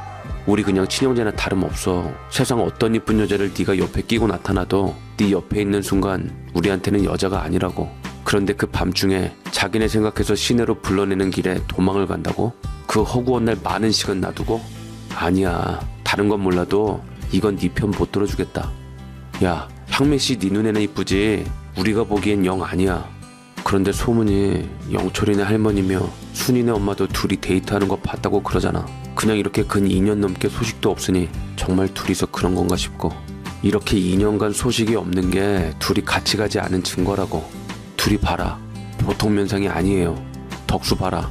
시커멓고 너부대대 몽타주 한번 보면 안 잊혀져. 근 10년 지나도. 거기다 향미씨? 그래 네 색시니까 패스할게. 기분 나빠할까봐 툭 까놓고 말도 못하겠고. 아 답답하네. 희진아 네가 좀 설명해봐라. 그래 태혁 오빠, 향미 언니가 미치지 않고서야 하필 덕수 오빠하고 튀겠냐고. 일단 여자는 절대 내 남자보다 작은 차 가진 남자한테 안 가요. 그 티코도 오빠가 돈 보태준 거라면서요. 향미 언니가 아나? 알든 모르든 여하튼 티코 타고 도망갈 유분이 없어요. 참, 나는 삼총사들이 이렇게 깨질지 몰라서 참 당황스럽더라고요. 하긴 원래 그 둘의 이 총사에 우리 오빠가 버틴 거지만 태혁 오빠가 우리 오빠 얼마나 무시했는지는 나도 알 정도니까 뭐. 무시하긴 좀 성격이 안 맞는 것뿐이지. 덕수는 마냥 편해. 그런데 정필이는 좀 어렵달까. 흠잡힐까봐 겁도 나고. 치, 오빠 얘기 들으니까 억수로 부자라면서요. 389 신분이 달라졌다는데 이사 나가버리지 뭐하러 여기 그대로 눌러앉아서 분란 만든대? 정필 오빠야 말 안 이쁘게 하지만 속은 또 다른 거 나는 알아요. 봐요. 지금도 덕수 오빠 편들면서 오빠 마음 달래주는 거. 나도 그동안 둘이서 정필 오빠 빼고 속닥거리고 어울리는 거 속상한데 오늘도 오빠 달래줘야 한다고 나까지 데리고 나왔잖아요. 자기는 말 이쁘게 못한다고. 정필 오빠도 덕수 오빠처럼 나쁜 놈 아니라고요. 내 말은. 기다려봐요. 아줌마들은 어딘가 있긴 있을 거래요. 자기가 누군지 몰라서 못 오는 거라고 하던데 하여튼 드라마는 열심히들 보나봐. 마침내 덕수와 집사람 발견하고 초상 치를 때는 어땠게요. 기대도 않던 이놈이 우리 집 들러서 자기 와이프 보내서 우리 어머니 살펴보고 덕수 어머니 옆에 딱 붙어서 아들 노릇했다는 것 아닙니까? 참 사람들 덕수는 당장 마을 사람이고 제일 억울한 사람인데 그동안 없는 누명 씌우고도 한 다리 건너 향미부터 보고 가고 형이나 동생 놈들도 우리 빈소에서 밤을 새는 것을 저가 식구도 있고 상주라 말도 못하고 끙끙 앓고 있는데 정필이가 절반 뚝 떼어서 덕수네로 몰고 갔잖습니까? 그때 정말 다시 보이더라고요. 저 녀석이 돈 있다고 나한테 절절매던 게 아니었구나 싶은 게 오히려 돈 좀 생겼다고 나야말로 유세 떨었구나 싶었던 것이죠. 사실 389도 우리는 허물어져가는 흙집 새로 벽돌로 올린 것이 답니다. 어머니나 저도 돈 쓰는 법도 모르는 무지랭이라 삐까뻔쩍한 집도 아니고 그냥 우리 살던 집보다 큼직한 농가주택 지은 게 다였습니다. 저도 친구들에게 술이나 밥 사는 게 다였지 돈은 잘 못 씁니다. 그래서 덕수와 향미 갔을 때 보태는 김에 더 보태서 튼튼한 차를 몰고 다녔다면 둘이 그렇게 되지 않았을까 하는 죄책감이 있었죠. 어머니, 덕수한테 차 사라고 했던 게 저잖아요. 시골은 정말 차 없으면 돌아다니질 못해서 게다가 경운기 그거 가끔씩 둔해서 방향 틀어도 서너 발자국 가서야 틀어지고 해서 제가 차 사라고 했던 거잖아요. 돈 없다는 걸 제가 보탠다고 호언장담해서 차를 산 건데 더 좋은 걸로 사라 할 걸. 늦었지만 나는 그게 너무 걸려요. 내가 덕수에게 돈 아껴 뭐 한다고. 그런 말 말어. 이미 충분히 친구 이상으로 했어. 지금도 나 데리고 병원 가잖아. 이제 와서 이랬을 것을 저랬을 것을 생각하면 달라지는 것 하나 없이 골병만 들어. 아 막말로 나나 덕수 자네 집에 신세 엄청 졌어. 형님도 덕수 아버지 가고 나서 소리 소문 없이 드나들며 우리 챙겨주셨거든. 소문나면 여기저기서 앓는 소리 할까봐 형님도 나도 입 다문 거지. 그때도 태혁이 네가 차 사준다고 얼마나 좋아했는데 말이 보태는 거지. 네가 사준 거지. 그거 타고 그 노년 빨빨거리며 잘 돌아다녔어 그놈. 자네 덕에 그래도 맨몸으로 일당하지는 않았잖아. 그 차 없었으면 어디로 날아갔는지 찾지도 못할 뻔했어. 그나저나 정필이 그놈도 속 많이 찼어. 너보다는 못해도 자기도 챙기겠다고 요즘 이쁜 짓 하더라. 그러게요. 자식 나이 들어가면서 좀 달라진 것 같아요. 진작 이랬으면 좋았을걸. 나는 태혁이 네가 이제라도 좋은 처자 만나 살림했으면 좋겠다. 이제 나이가 있으니 아이 생기면 낳고 아니면 말고 정말 좋아하는 여자면 그 집 아이도 이쁘니 아이 한둘 있어도 상관없을 테고 말이야. 내 말은 정필이네 퍼주며 그 집 애들 키울 바에 결혼해서 내 자식 키우라고. 친구는 친구일 뿐이야. 덕수처럼 정필이도 중마고 삼총사잖아요. 사실 많이 소홀했어요 그 녀석한테. 아무래도 같이 자라면서 제 머릿속에 저놈은 딱 저런 놈이야 하는 생각이 박혀버린 것 같아요. 선입견으로 뭘 해도 안 이쁘고 돈 밝히고 샘내는 걸로 보였는데 덕수 보내고 나니 달리 보여요. 하긴 나도 너보다는 아니라 뚱했어. 같은 친구라도. 그런데도 그 녀석이 나 약 잘 챙겨 먹나 들여다본 게 꽤 오래됐지. 너는 나 데리고 병원 오고 가니 자기는 약 잘 먹나 보는 거라고. 지도 애 키우느라 바쁠 텐데 챙기더라고. 대견하고 고마워. 그래도 태어가 친구는 친구일 뿐이야. 너 정필이네 애 산후보약까지 해주고 애 기저귀며 분유까지 사댄다며 네 애 키워. 아니면 너 좋은 여자네 아이 키우며 자식 만들던가. 지금 그거 다 쓸데없는 짓이야. 형님이 지금 너 사는 모습 보면 통곡하실 거다. 엄마 마음은 그래. 덕수 보내고 남은 건 정필이뿐인데 아까울 게 뭐 있어요. 전 돈 쓰는 법도 모르고 깡촌에서 돈 쓸 일도 없고 정필이네 애 같이 키우며 대리만족하는 거죠 뭐. 그 녀석 없었으면 저도 그 헛소문에 말려서 사람 노릇 못했을 거예요 아마. 제가 이렇게 말하자 어머니도 입을 다무셨습니다. 그 헛소문은 안 그래도 죽어가던 저희의 목을 졸랐습니다. 당장 언제 돌아올지 몰라 떠나지도 못하는 남겨진 우리에게 수근거리던 사람들의 눈빛과 말은 결국 우리 엄마를 쓰러뜨렸고 덕순의 어머니까지 쓰러뜨릴 뻔했죠. 아기는 없다고 해도 시골 사람들 집요하고 특히나 못 배워서 모이면 한 얘기 또 하고 또 하고 10년 아니라 40년 전 자기 시집 올 때 이야기까지 꺼내는 사람들이라 덕수와 향미의 5년간의 실종 사건은 지금도 회자되는 보기 드문 화제였습니다.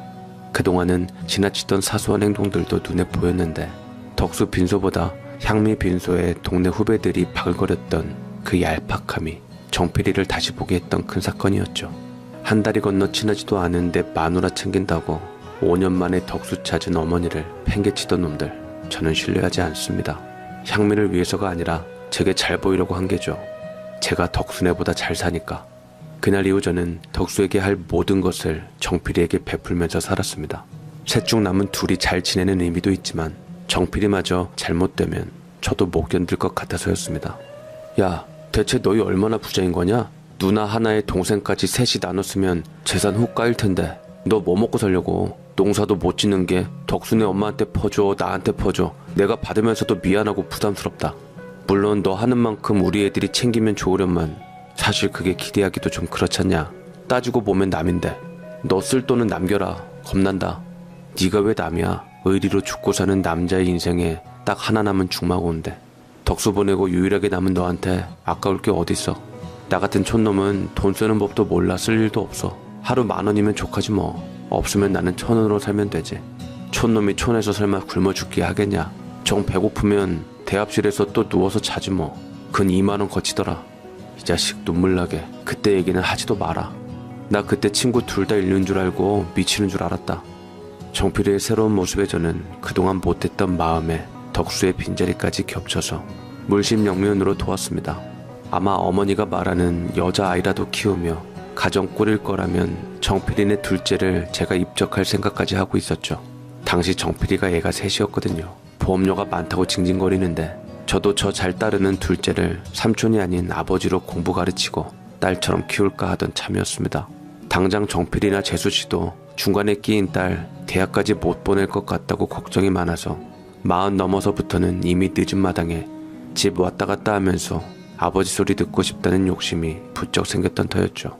어머니가 알면 큰일 나니 시간을 끌고 있는 참이었습니다. 마침 영철이 할머니가 오늘 내일 한다고 거기 떨구어 달라셔서 저도 또 잔소리 좀 했죠. 뭐가 예쁘다고 병문안을 하냐고 말이죠. 사람이 그러는 게 아니야. 나 미워서 작정하고 머리 돌아가는 위인도 아니고 못 배워서 그래. 미우나 고우나 한 동네에서 얼굴 보고 살았는데 이럴 때일수록 내가 먼저 풀어줘야지. 나는 태혁이 정필이 덕분에 호강하고 사니 인심 베푸는 거지. 영철내는 아들 죽고 며느리가 떨구고 간손자 키우며 살다가 그 손주마저 개차반이니 불쌍한 인생 아니야. 내가 머리 숙이면 다 복으로 돌아와. 너도 누구한테는 100 주고 나머지한테 빵 콩고물도 없다 하지 말고 두루두루 베풀어. 정필이한테 너무 그러는 거 보기 안 좋아. 낱말 좋아하는 사람들이 정필이가 네 애라고 수군대잖냐. 나야 아닌 거 알아 큰일 날 소리라고 쳐내지만 작작 하라고. 나 걸어갈 테니 기다리지 말고 들어가. 얘기할 거 많어. 아, 그래서 죽 포장해 오셨구나. 알겠어요. 그래도 난 어머니처럼 안 되더라고요. 정필이는 삼총사지만 나머지 콩고물 중 하나인 줄 알았는데 결국 100줄 놈이었잖아요. 애초에 내가 덕수한테 100 줬으면 티코라고 무시해서 시비 안 털렸을 거예요. 일단 내 생각은 그래요. 아무튼 이야기 잘하고 노닥노닥 놀고 오세요. 또 그러네. 잊으라고 했지. 머슴한 놈이 왜 이렇게 뒤끝이 길어? 나는 그거 원망한 적 없어. 그 트럭 기사가 못된 놈이지. 그게 왜 태혁이 네 잘못이야? 쓸데없는 소리 하지 마. 자꾸 그러면 나 너 안 볼 거야. 알겠어? 저도 트렁크 열어서 제가 어머니 드리려고 몰래 산 과일 몇 개 담아 들려보내고 차를 돌려 나왔습니다. 쉽게 잊혀질 일이냐고요 이게. 저 죽는 순간까지 마음에 돌 얹힌 듯이 맴돌 생각인걸요. 아마 저는 죽어도 덕수놈 사준 티코 이야기하고 죽을 겁니다. 쓰는 김에 더 쓸 것을 그냥 더 보태 중형차 뽑아줄 거라고요. 그래서 정필이에게도 아낌없이 퍼붓는 것이죠. 그렇게 한두 시간 정도 집에 와서 뒹굴거리고 있는데 어머니께 전화가 왔습니다. 가실 적엔 걸어가신다더니 힘이 드신가 얼른 받았더니 목소리가 숨 넘어가는데 태호가 너 얼른 이리 와봐라. 영철 할머니가 그러는데 그 소문 정필이가 낸 거란다. 지금 실토하겠다고 하니 너 얼른 건너와라 하셔서 저는 정필이네 둘째 입양하는 이야기가 벌써 퍼져나오고 달려갔죠. 그런데 그게 아니었습니다. 근 12년 전 제가 번쩍 들고 입 다물라고 위협했던 그 영철이네 할머니가 말을 하는데 덕수와 현미가 눈 맞아 도망갔다는 소리를 글쎄 정필이에게서 들었다는 겁니다. 내가 자네 또래한테 관심이 있겠어? 나는 젊은 애들은 봐도 몰라 솔직히. 근데 그 욕을 먹어가면 내가 왜 쭉 하고 다녔냐? 그 속을 너무 잘하는 놈이 그렇다고 해서 그런 거지. 정필이 그 놈이 그러더만 이미 너하고 덕수하고 마누라 놓고 주먹 다짐했다고. 네 죽은 마누라가 너는 돈 보고 시집와서는 마음은 덕수한테 줬다더구만. 정필이 그 놈이 그러던데 자기한테도 어떻게 하냐고 하소연해서 죽을 똥 쌌다고. 그러니 나는 확실하구나 했지. 응? 사람들이 네가 어쨌다 할 적에도 그래서 입 다물고 있었어. 너는 시내에서 만난 거 먹다 생각나서 둘을 불렀다는데 정필이는 그런 일이 없다고 했거든. 같이 붙어 다니는 놈이 말이 다르니 나는 정필이 말 믿고 이상타 하고 말했던 것이여.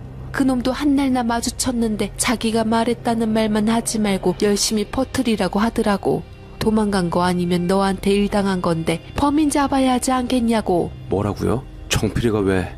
나보고는 그 소문 믿지 말라고 절대 그런 애들 아니라고 마음 잡게 해준 놈인데 왜요? 나 대합실에서 그렇게 퍼질러 있다는 소리 듣고는 엄마 알면 큰일 난다고 나 데리러 와준 놈이었는데 그 놈이 왜요? 낸들 아나? 아무튼 그 애들 발견되고서는 입 싹 씻더라고. 나만 나쁜 사람 됐지. 응? 덕순의 조상날 나한테 음식 날라다 주면서 할머니 덕분에 인생 편하게 됐다고 너희 빈소에 있는 편육 특별하게 가져다 주더라고. 그때도 뭔 소린 줄 몰랐는데 이후로 너 하는 거 보니까 알겠더만. 정필이 그것이 무슨 용기로 애를 셋씩이나 낳나 봤더니만 그 집 놈들 애 셋 분유의 기적이며 하다못해 애 낳을 병원비까지 네가 됐다며. 그때 알았어. 나보다 더한 놈이란 거. 아이고 두야. 거머리가 들러붙은 인간 찾은 거야. 그러게. 영철내 그 이야기도 해봐요 티코. 들어봐라 태여가. 그것이 너나 나나 가지고 놀았더라. 그리고 그러더라. 덕수가 탄차 말이다. 째깐에서 굴러다니던 게 용하다 했더니만 네가 사줬다며. 티콘가 째콘가. 그것도 차만 컸어도 안 죽었을 거라고. 네가 친구한테 돈 아껴서 죽은 거라고 소문내라 하더라. 근데 내가 그건 말았어. 해도 너무하다 싶고 차 사준 친구 욕할 건가 싶어서. 할머니 지금 그 소리 정필이 앞에서도 할 수 있어요? 나 지금 정필이 불러도 돼요? 응 불러. 나는 당당해. 네가 덕수 엄마 건강검진 돌리고 수술까지 시켜준 이야기 듣더니만 아주 약 올라 죽으면서 지 엄마는 왜 안 해주느냐고 그러더라고. 나는 깻잎 콩잎은 훔쳐먹어도 그 정도 도둑질은 생각도 안 해. 불러. 제가 영철네 집이라고 하니 정필이는 가진 핑계를 대며 안 오려고 했습니다. 그러다 숨 넘어가신다니 마지못해 오는데 들어오자마자 덕순의 엄마까지 있는 걸 보더니 순식간에 표정이 썩었습니다. 아니 뭔 바람이 불어서 영철네를 아줌마가 여기 오자고 했어요? 그렇게 당하고도 아직도 정신을 못 차리시네. 그래서 저 할머니 말 믿냐? 보나마나 또 남 붙들고 이상한 소리 할 게 뻔해서 하는 말이다. 아무도 상대 안 해주는데 집까지 찾아오니 얼마나 신나겠어. 뭐라고 씨부리는겨 저것이. 네가 가만히 판이라고 있는 나한테 와서 속닥거렸잖아. 도망간 놈 버려진 놈 사이에 껴서 난처하다고. 아니요? 내가 몸뚱이는 안 좋아도 머리는 말짱해. 왜 이래? 그래놓고 왜 나한테는 그런 말 믿지 말라 했냐? 병 뿌리고 나한테는 약 줘? 너 태혁이한테도 그렇게 점수 땄다며. 우리 덕수 팔아서 니의 새 뒤치덕거리 태혁이한테 빨대 굽느라 그런 거냐? 덕수가 하는 말 들어서 알아 내가. 어릴 때부터 애가 영악하고 못됐더라.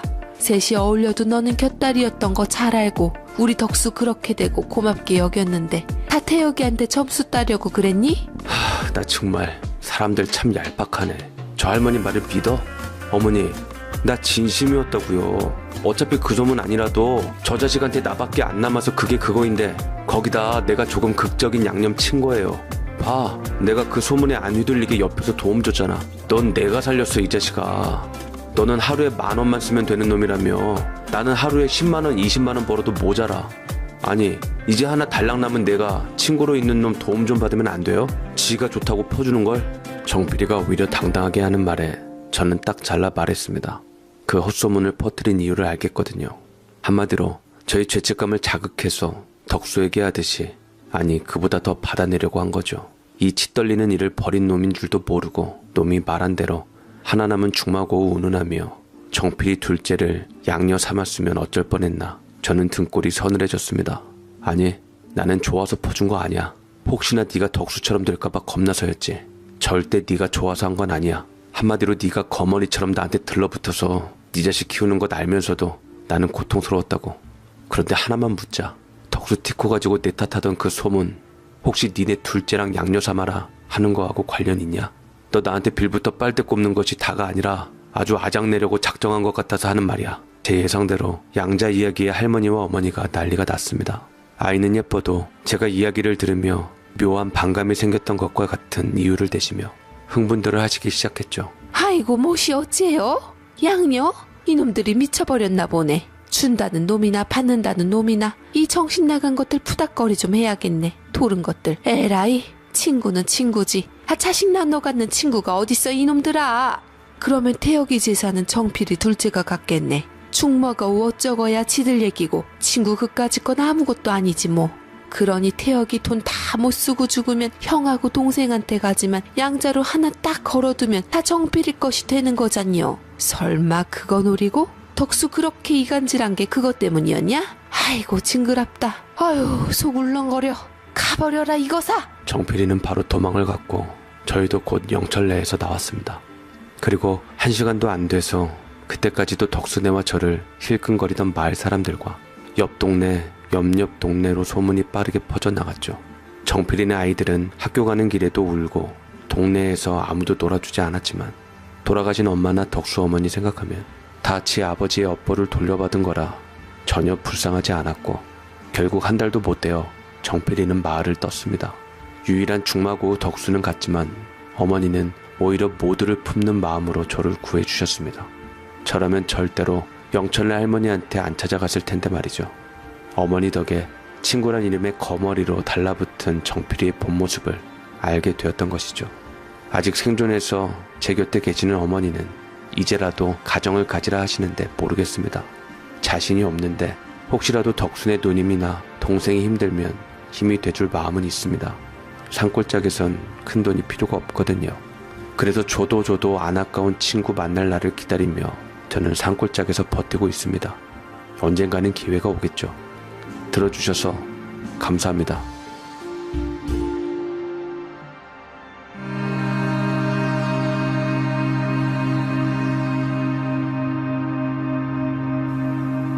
안녕하세요. 사연 읽어주는 연인입니다.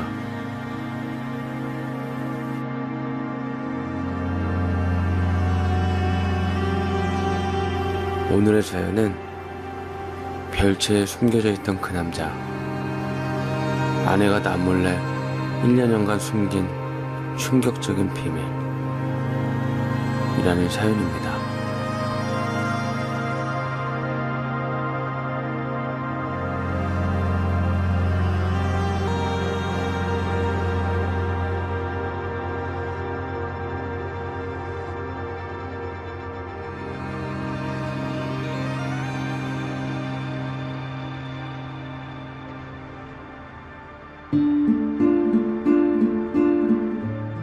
안녕하세요.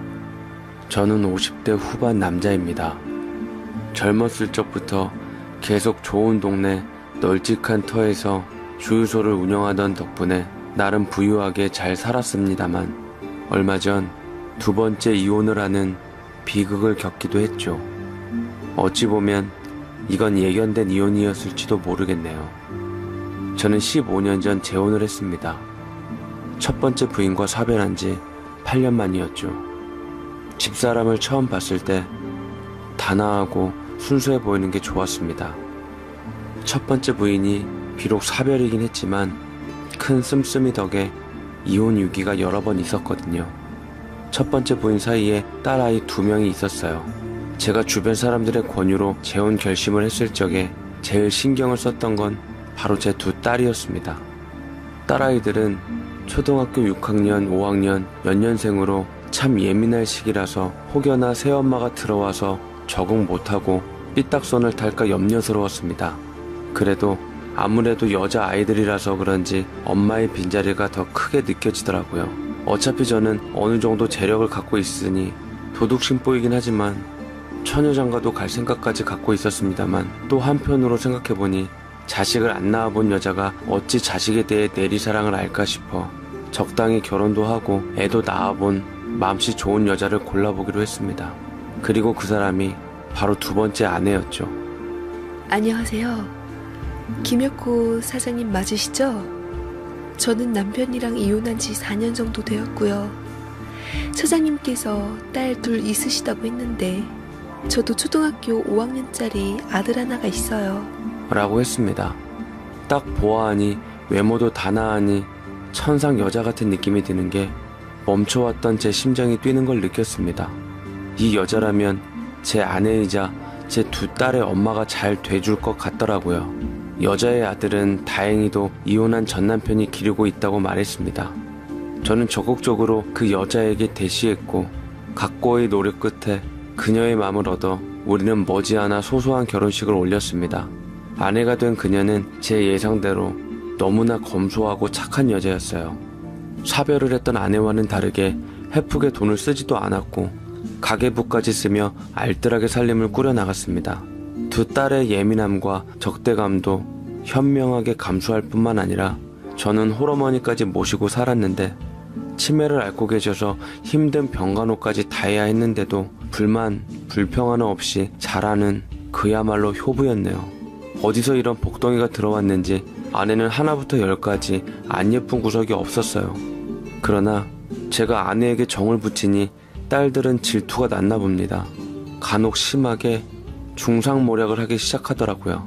저 아줌마가 언제까지 우리 가족 곁에 있을 거라고 생각해? 아빠 재산 노리고 지금 다 쇼하는 거 몰라? 라고 큰딸과 작은딸이 합심해서 지 새엄마를 흉심 가득한 여자로 몰고 가는데 새엄마가 된 지 1년이 넘었는데도 함부로 대하는 딸들을 도저히 참을 수가 없었습니다. 크게 혼쭐을 내주니 작은딸은 아빠가 여자한테 휘둘린다고 엉엉 울고 큰딸은 더욱더 반항심이 일어 작은딸을 데리고 나가버렸어요. 2 딸년들을 한참 쥐잡듯 잡고도 분이 안 풀려 씩씩대니 멀리서 이 광경을 지켜본 아내가 제게 다가와 말리더군요. 미안해요 여보. 내가 다 덕이 부족한 탓이에요. 내 딴엔 잘한다고 잘했는데 나 역시 딸을 키워본 적이 없어서 많이 서투르고 부족했나 봐요. 내가 앞으로 더 잘하도록 노력할게요. 됐어. 우리 딸 2 당신 친자식 이상으로 잘하고 있는 거 내가 잘 알아. 당신 자식도 많이 눈에 밟힐 텐데 그만 오죽 쓰리겠어. 그래도 당신 자식 없는 게 천만 다행이다. 한쪽 자식들만 있어도 이 난리인데 당신까지 보탰으면 라고 진저리를 치며 손을 잡아주니 아내가 눈시울을 시뻘겋게 붉히며 눈물이 쏟아질 법해 보였습니다. 아내는 뭔가 제게 말을 하려다가 주저하고 목구멍에 삼키는 것 같았어요. 기분 탓이려니 지나치고 평소의 일상으로 돌아왔는데 아내를 보자니 뭐가 걸렸습니다. 툭하면 전화가 와서 밖에서 받고 오거나 누구냐고 물으면 아무것도 아니라고 둘러대는 식이 많았네요. 뭔가 수상쩍기도 하고 저는 어느 순간 아내를 심상치 않게 보며 아내가 잠깐 자리를 비운 사이에 휴대폰을 보았는데 저는 예상치 못한 문자 한 통을 보게 되었습니다. 철훈이 아빠가 새장가를 간다고 엄마 집 밖에다 애 두고 갔어. 엄마 몸 하나 건사하기도 힘든데 이젠 어떡할 거야? 빨리 김서방한테 얘기를 해봐. 라는 글귀였는데 보낸 이를 보니 아내의 언니인 처영이었습니다. 근데 가만 철훈이라면 아내의 전남편이 키운다던 아내의 친아들 이름으로 알고 있었습니다만 그 아들의 아빠가 새장가를 간다고 장모님 문 앞에 두고 갔다니요. 멀쩡한 지 자식을 어찌 이리 버린답니까? 이런 개과천선 자격도 없는 쓰레기라는 욕이 절로 튀어나오더라고요. 그런데 저도 머리가 지끈거리기 시작했습니다. 혹여라도 아내가 이번 일로 자기 자식을 데려온다는 말을 하기라도 한다면 당장 내어줄 방도 없을 뿐더러 이런저런 돈도 많이 들 테고 게다가 남자애라 같은 또래인 두 딸과도 서먹해지면 더 밖으로 돌 테고 이쯤 되니 아내가 그간 왜 저한테 할 말을 주저했는지 알겠더라고요. 괜히 애먼 맘에 휩쓸리지 않으려면 맘 독하게 먹어야겠다 싶었습니다. 다음날 출근해서 돌아왔는데 아내는 마침 본인의 생일이라고 아침부터 미역국과 진수성찬을 차렸습니다. 그 해에는 깜빡 아내의 생일을 잊어버려 뒤늦게 사과했네요. 그러자 아내는 웃으며 괜찮아요, 여보. 다들 바빠서 그런 건데요. 그래도 우리 딸들이 입맛에 맞았는지 맛있게 먹어줘서 너무 기분이 좋았어요. 진심이야? 정말로 내 두 딸들이 당신에게도 우리 딸들이 맞는 거야? 그럼요. 눈에 넣어도 아프지 않을 내 자식들이죠. 내 마음으로 낳은 아이들이고 내게 무슨 마음을 가질지 잘 알기 때문에 다 이해할 수 있어요. 나는 엄마니깐요. 두 딸을 자신의 딸이라고 말하는 아내의 눈에 힘이 들어가 있었고 저는 그 눈빛을 믿고 제 진심을 털어놓기로 했습니다. 그래, 그만 변치 않았으면 좋겠다. 내 말은 앞으로 당신의 자식들은 우리 두 딸만 있었으면 좋겠단 말이야. 무슨 뜻인지 알지? 라고 먼저 선수를 치니 아내가 불현듯 놀라며 속에 있는 것을 들킨 것 마냥 어찌할 바를 모르더군요. 저는 제 할 말을 하고 일어섰고 아내는 간절하게 저를 붙들며 눈물로 애원을 하기 시작했습니다. 여보, 나 우리 철훈이가 너무 보고 싶어요. 우리 딸들도 내 딸들이긴 하지만 우리 아들의 엄마도 저예요. 우리 엄마 몸도 성치 않고 우리 언니도 자식이 셋이라 철훈이까지 맡기가 쉽지 않아요. 철훈이한테 들어가는 돈은 제가 어떻게 해서든 벌어서 키울 테니 우리 아들 내가 돌보게 방 한 칸만 내어주세요. 그걸로 감사하고 만족하며 살게요. 부탁해요, 여보. 라고 했지만 진작 독하게 맘먹은 대로 눈 하나 꿈쩍하지 않은 채 아내를 뿌리쳤습니다. 애초부터 당신이 아이를 데리고 나와 재혼하겠다고 했다면 우리 딸들 생각해서 아무리 당신한테 눈이 멀어도 난 절대로 결혼까지 안 했을 거라고 말이죠. 그렇게 매정하게 문을 닫고 나와버렸습니다. 제 결정에 후회는 없었고 뒷일을 생각해 1000번 만번 잘했다 생각했지만 인간적으로 마음 한켠 양심이 찔렸네요. 허나 여러모로 하나부터 10까지 아니 100까지 되는 이유를 얼마든지 댈 수 있었습니다. 아내는 그 이후로도 어떻게든 절 설득하려 했지만 제 고집에 씨도 안 먹혔고 기어코 이혼 서류를 두고 집을 나가버리고야 말았어요. 화가 나더라고요. 저희 어머니 치매인 거 뻔히 알면서 내가 일 때문에 바빠 두 딸들도 못 챙겨준다는 것을 누구보다 아는 사람이 이대로 두 번째 이혼을 해야 하려나 싶었습니다만 그 사이에 아내가 해놓은 일이 많았는지 빈자리가 너무 크게 느껴지더군요. 존재의 의미는 그토록 그녀와 으르렁거렸던 우리 딸들에게도 대체 불가였나 봅니다. 새엄마 다시 데리고 오면 안 돼? 우리 앞으로 정말 잘할 테니까 새엄마 다시 데리고 와, 아빠. 응?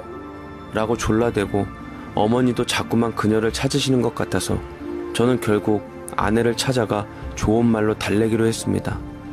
그러나 그 전에 아내의 아들인 철훈이 문제를 어찌할까 고민을 했는데 마침 처형이 살던 전셋집이 매매가 돼서 작은 전세 보증금으로 그만한 집을 구할 수가 없게 되자 걱정하는 걸 알게 되었네요. 저는 이 틈을 놓치지 않고 처형에게 전세 보증금 없이 제가 가진 아파트 한 채 내어드릴 테니 조건으로 철훈이를 맡아주고 아내를 제게 돌려보내달라고 얘기를 했습니다. 아내는 처형네 근처에서 월세방을 구해 살고 있는 것 같았는데 그런 아내를 설득하기 찰떡인 사람은 처형이었어요. 머지않아 처형한테 연락이 왔고 저는 마음을 다잡으며 아내를 찾았습니다. 원망스러운 눈길로 저를 보는 아내의 시선이 비수처럼 제게 꽂히더군요. 여보, 내가 미안해. 다시 집으로 돌아와줘. 당신 없이는 우리 집은 안 돼. 가족들이 당신을 많이 찾아. 라고 하니 아내는 깊은 생각에 빠지면서 눈물을 하염없이 흘렸더랬죠. 계속 고민을 하다 아내는 월세방을 정리한 뒤 철훈이를 처형한테 맡긴 뒤 가족들 곁으로 돌아왔고, 아내의 소중함을 알게 된 가족들은 아내에게 더욱더 잘하며 살갑게 대했습니다. 아내도 가족들의 마음을 다시 받아주며 우리는 다시 한 마음으로 뭉쳐 가족이라는 이름으로 살게 되었고, 그렇게 우리는 제자리를 찾아가는 것 같았어요. 그렇게 시간이 훌쩍 흘렀고 딸들은 어느덧 대학에 입학해서 어엿한 여대생이 되었습니다. 그러는 동안 이상하게 아내의 심경에도 많은 변화가 생긴 듯 보였어요. 툭하면 아들 걱정에 처형네 전화를 달고 살고 집에 자주 들르기도 했는데 언제부터 처형과 급격하게 사이가 나빠진 듯 보이더라고요. 처형한테 은근히 연락해서 물으니 생각지도 못한 말을 들려주었습니다. 실은 철훈이가 집을 나갔어요. 아휴, 이놈의 자식. 그렇게 내 속을 썩이더니 중고등학교 때부터 삐딱선을 타기 시작하면서 경찰서에 불려다니느라 얼마나 힘들었는데 제 여동생은 은혜도 모르고 저한테 나를 세웠다니깐요. 지 자식 잘 못 돌봤다니까 저희더러 나가래요 글쎄. 라며 씩씩대는데 전우 사장은 모르겠지만 일단 철훈이 때문에 두 자매가 골이 깊어진 건 알 수 있었네요. 내가 나서야 하나 싶다가 그냥 모른 척 하는 게 나을 듯 싶어 그렇게 살았습니다. 그렇지만 아내는 그 영향 때문이었는지 짐짓 딸들을 예전보다 못하게 대하는 것 같더라고요. 엄마가 좀 변한 것 같다며 얘기하는 딸들을 겨우 달래 니들이 원한다면 독립을 시켜줄 테니 공부나 열심히 하라고 다독여줬습니다. 어느새 아내와 멀어진 딸들은 대학을 가니 기숙사다 자취방이다 미련 없이 이리저리 흩어지더라고요. 남아있는 식구는 어머니와 저 아내 이렇게 셋뿐이니 50평대의 집을 줄여 이사를 가는 것이 어떻겠냐고 했습니다. 그러자 아내가 난데없이 손사래를 치더군요. 무슨 소리예요? 애들 지금 대학 다니느라 기숙사에 있고 나가 있는 거지. 영영 내보낼 거예요? 세상이 얼마나 험한데. 졸업하고서 다시 들어와야 하니 이대로 그냥 살아요. 라고 하더라고요. 뜻은 알겠는데 예민함이 녹아있는 것만 같아 저도 기분이 상해 말을 덧붙였습니다. 그럼 대대적으로 집안 정리라도 좀 할까? 집안 물건들 안 쓰는 것들 다 별채 모아놨잖아. 고물상에 넘기던지 다 처분하자. 가만히 있자. 별채 열쇠를 내가 어디다 뒀더라? 라고 여기저기 서랍을 뒤지며 찾는데 순간 아내의 매서운 눈초리를 그때는 미처 파악하지 못했습니다.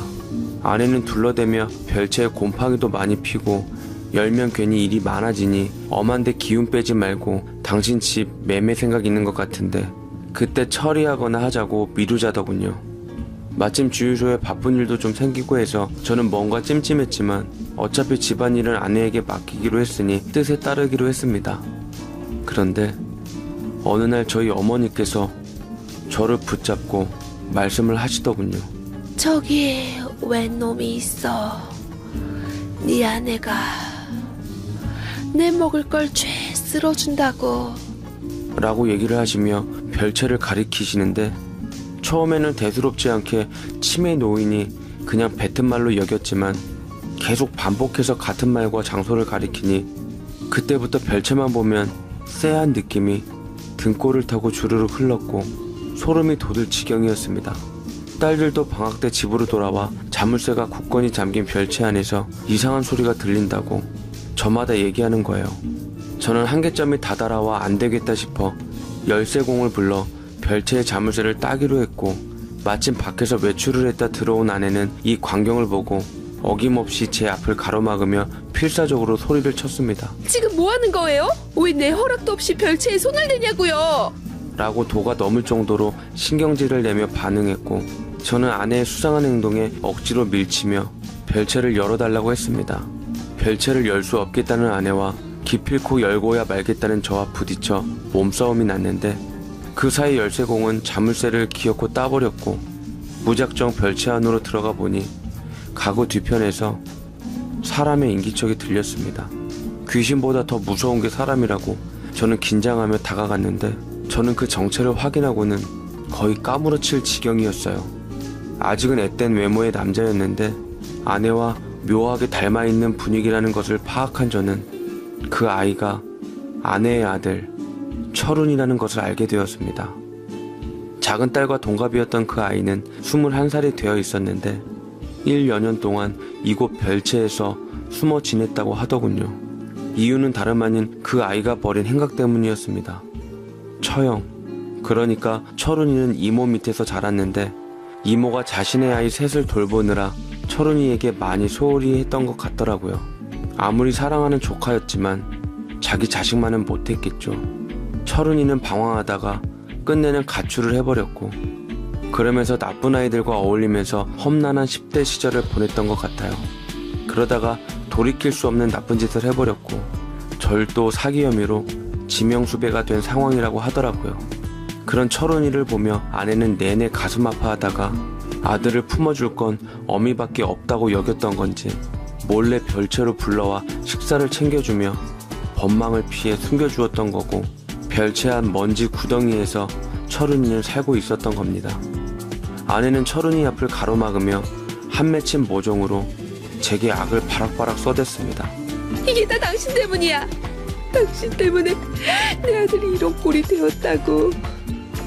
만약 내 아들을 그 예전에 당신이 받아주었다면 우리 아들도 당신 딸들처럼 평범하게 대학 가고 바른 청년으로 자랐을 텐데 내 아들 인생 어떡할 거야? 호적의 빨간 줄갈 내 아들 인생 앞으로 어떡하냐고 라고 절규를 퍼부었고 저는 이 기가 막힌 상황을 어찌 받아들여야 하나 정신이 반쯤 나가 있었네요. 아내의 뒤쪽에서 저를 뚜렷하게 보고 있는 철훈이는 얼굴이 참 많이 안 돼 보였습니다. 그간 억눌러왔던 양심이 아릿해지며 아내에게 나무라듯 얘기했어요. 아무리 그래도 그렇지 이 사람아. 어떻게 아들을 저렇게 후미진 별지에 숨길 수가 있어. 딸들 다 나간 판국에 차라리 집 안으로 데리고 들어오지 그랬어. 이 사람이 뭐라는 거야? 당신이 우리 철훈이는 절대로 안 된다며. 내가 오죽했으면 내 아들을 저런 곳에다 숨겨뒀겠어. 나 내 아들 호적에 절대로 낙인 찍히는 꼴은 못 봐. 이번에는 내 아들 꼭 내 손으로 지킬 거야. 우리 아들 건드리는 것들은 절대로 가만 안 둬. 라면서 자기 아들을 꼭 껴안으며 통곡을 쏟아내었고 아들도 지 어미를 붙잡고 같이 서러움의 울음을 쏟았습니다. 이 죄의 업보를 다 어찌 받을까요? 눈앞이 깜깜해져 오며 그제서야 제 그릇된 이기심과 욕심이 얼마나 아내와 그 아들을 상처 줬는지 알게 되었습니다. 조금만 마음을 넓게 품었다면 아내의 말 맞다나 그 아이는 평범한 청년이 되어 있을 텐데 모든 게 다 제 잘못 같더라고요. 변명의 여지조차 없었습니다. 아내는 제가 멍해 있는 사이 철훈이에게 가방 속에 현금이며 카드며 손에 쥐어주고 얼른 떠나라고 했습니다. 철훈이는 무서웠는지 꾸역꾸역 지 어미가 준 돈을 다 받아 챙기며 떠나려고 방향을 틀었고 저는 그 아이와 아내가 제 눈앞에서 사라질 때까지 아무런 조치도 취하지 못했습니다. 허나 이 모든 것을 보았던 열쇠 수리공의 신고로 아내의 아들은 결국 출동한 경찰에 의해 검거되어 연행되어 갔고 가슴 아프게 이를 볼 수밖에 없었던 아내는 천지가 개벽할 듯 통곡을 쏟아내고 말았네요. 제 위로 따위는 이미 아내 귀에 들어오질 않았습니다. 아내는 모든 원망을 제게 돌리며 제게 이혼 서류를 내밀었고 막대한 금액의 재산 분할과 위자료를 요청했어요. 두 번째 이혼만을 막기 위해 어떻게 해서든 아내의 마음을 돌려보려 했지만 아내는 한결같이 이혼만을 고집했습니다. 결국에 우리는 법정까지 가서 이혼을 하게 되었고 아내는 어느 정도 위자료와 재산 분할을 받을 수 있었어요. 마지막으로 법정 앞에서 아내가 제게 한 말이 떠오릅니다. 당신 덕분에 무조건 자식은 부모가 지켜야 한다는 것을 알게 됐어. 엄마인 내가 자식 하나 책임 못 지면서 남의 자식, 남의 엄마 책임지며 행복하게 살겠다고 깝쳤으니 여태 남 좋은 일만 시킨 줄 모르고서 말이지. 당신에게 한 가지 말할 것이 있다면 네 자식이 귀하면 남의 자식도 귀한 법이야. 네가 만약에 사모를 할 때 이 사실만큼은 뼈저리게 가슴에 새긴 후 하면 좋겠다. 라고 말을 하더군요. 저는 그렇게 두 번째 결혼 생활을 마무리 지었습니다. 훗날 들은 얘기로는 아내는 언니와도 연락 않고 아들이 세상에 다시 나왔을 때 제게 받은 돈으로 함께 산다고 하더라고요. 철훈이도 못내 그리웠던 엄마랑 같이 사니 착실하게 마음 다잡고 일하면서 엄마랑 오손도손 사는 것 같았습니다. 굳이 제가 확인하지 않아도 그 두 모자한테는 저와의 이혼이 잘된 노릇이니 맨눈으로 확인할 것까지는 없겠더라고요. 제게 많은 의미를 남기고 간 아내라 공허함이 더 컸지만 제가 정신을 덜 차렸는지 도덕적인 잘못은 알지만 후회하지는 않습니다. 이것은 제 나름대로 제 자식들을 지키고 싶었던 행동이었으니까요. 부모는 어쩌면 자식을 낳으면 더욱더 이기적일 수밖에 없는 존재일지도 모릅니다. 뭐 어찌됐건 부디 우리 인연은 끝났지만 아내가 뒤늦게서나마 아들과 행복하게 잘 살길 바라며 사연을 보내봅니다. 제 사연 읽어주셔서 감사드립니다.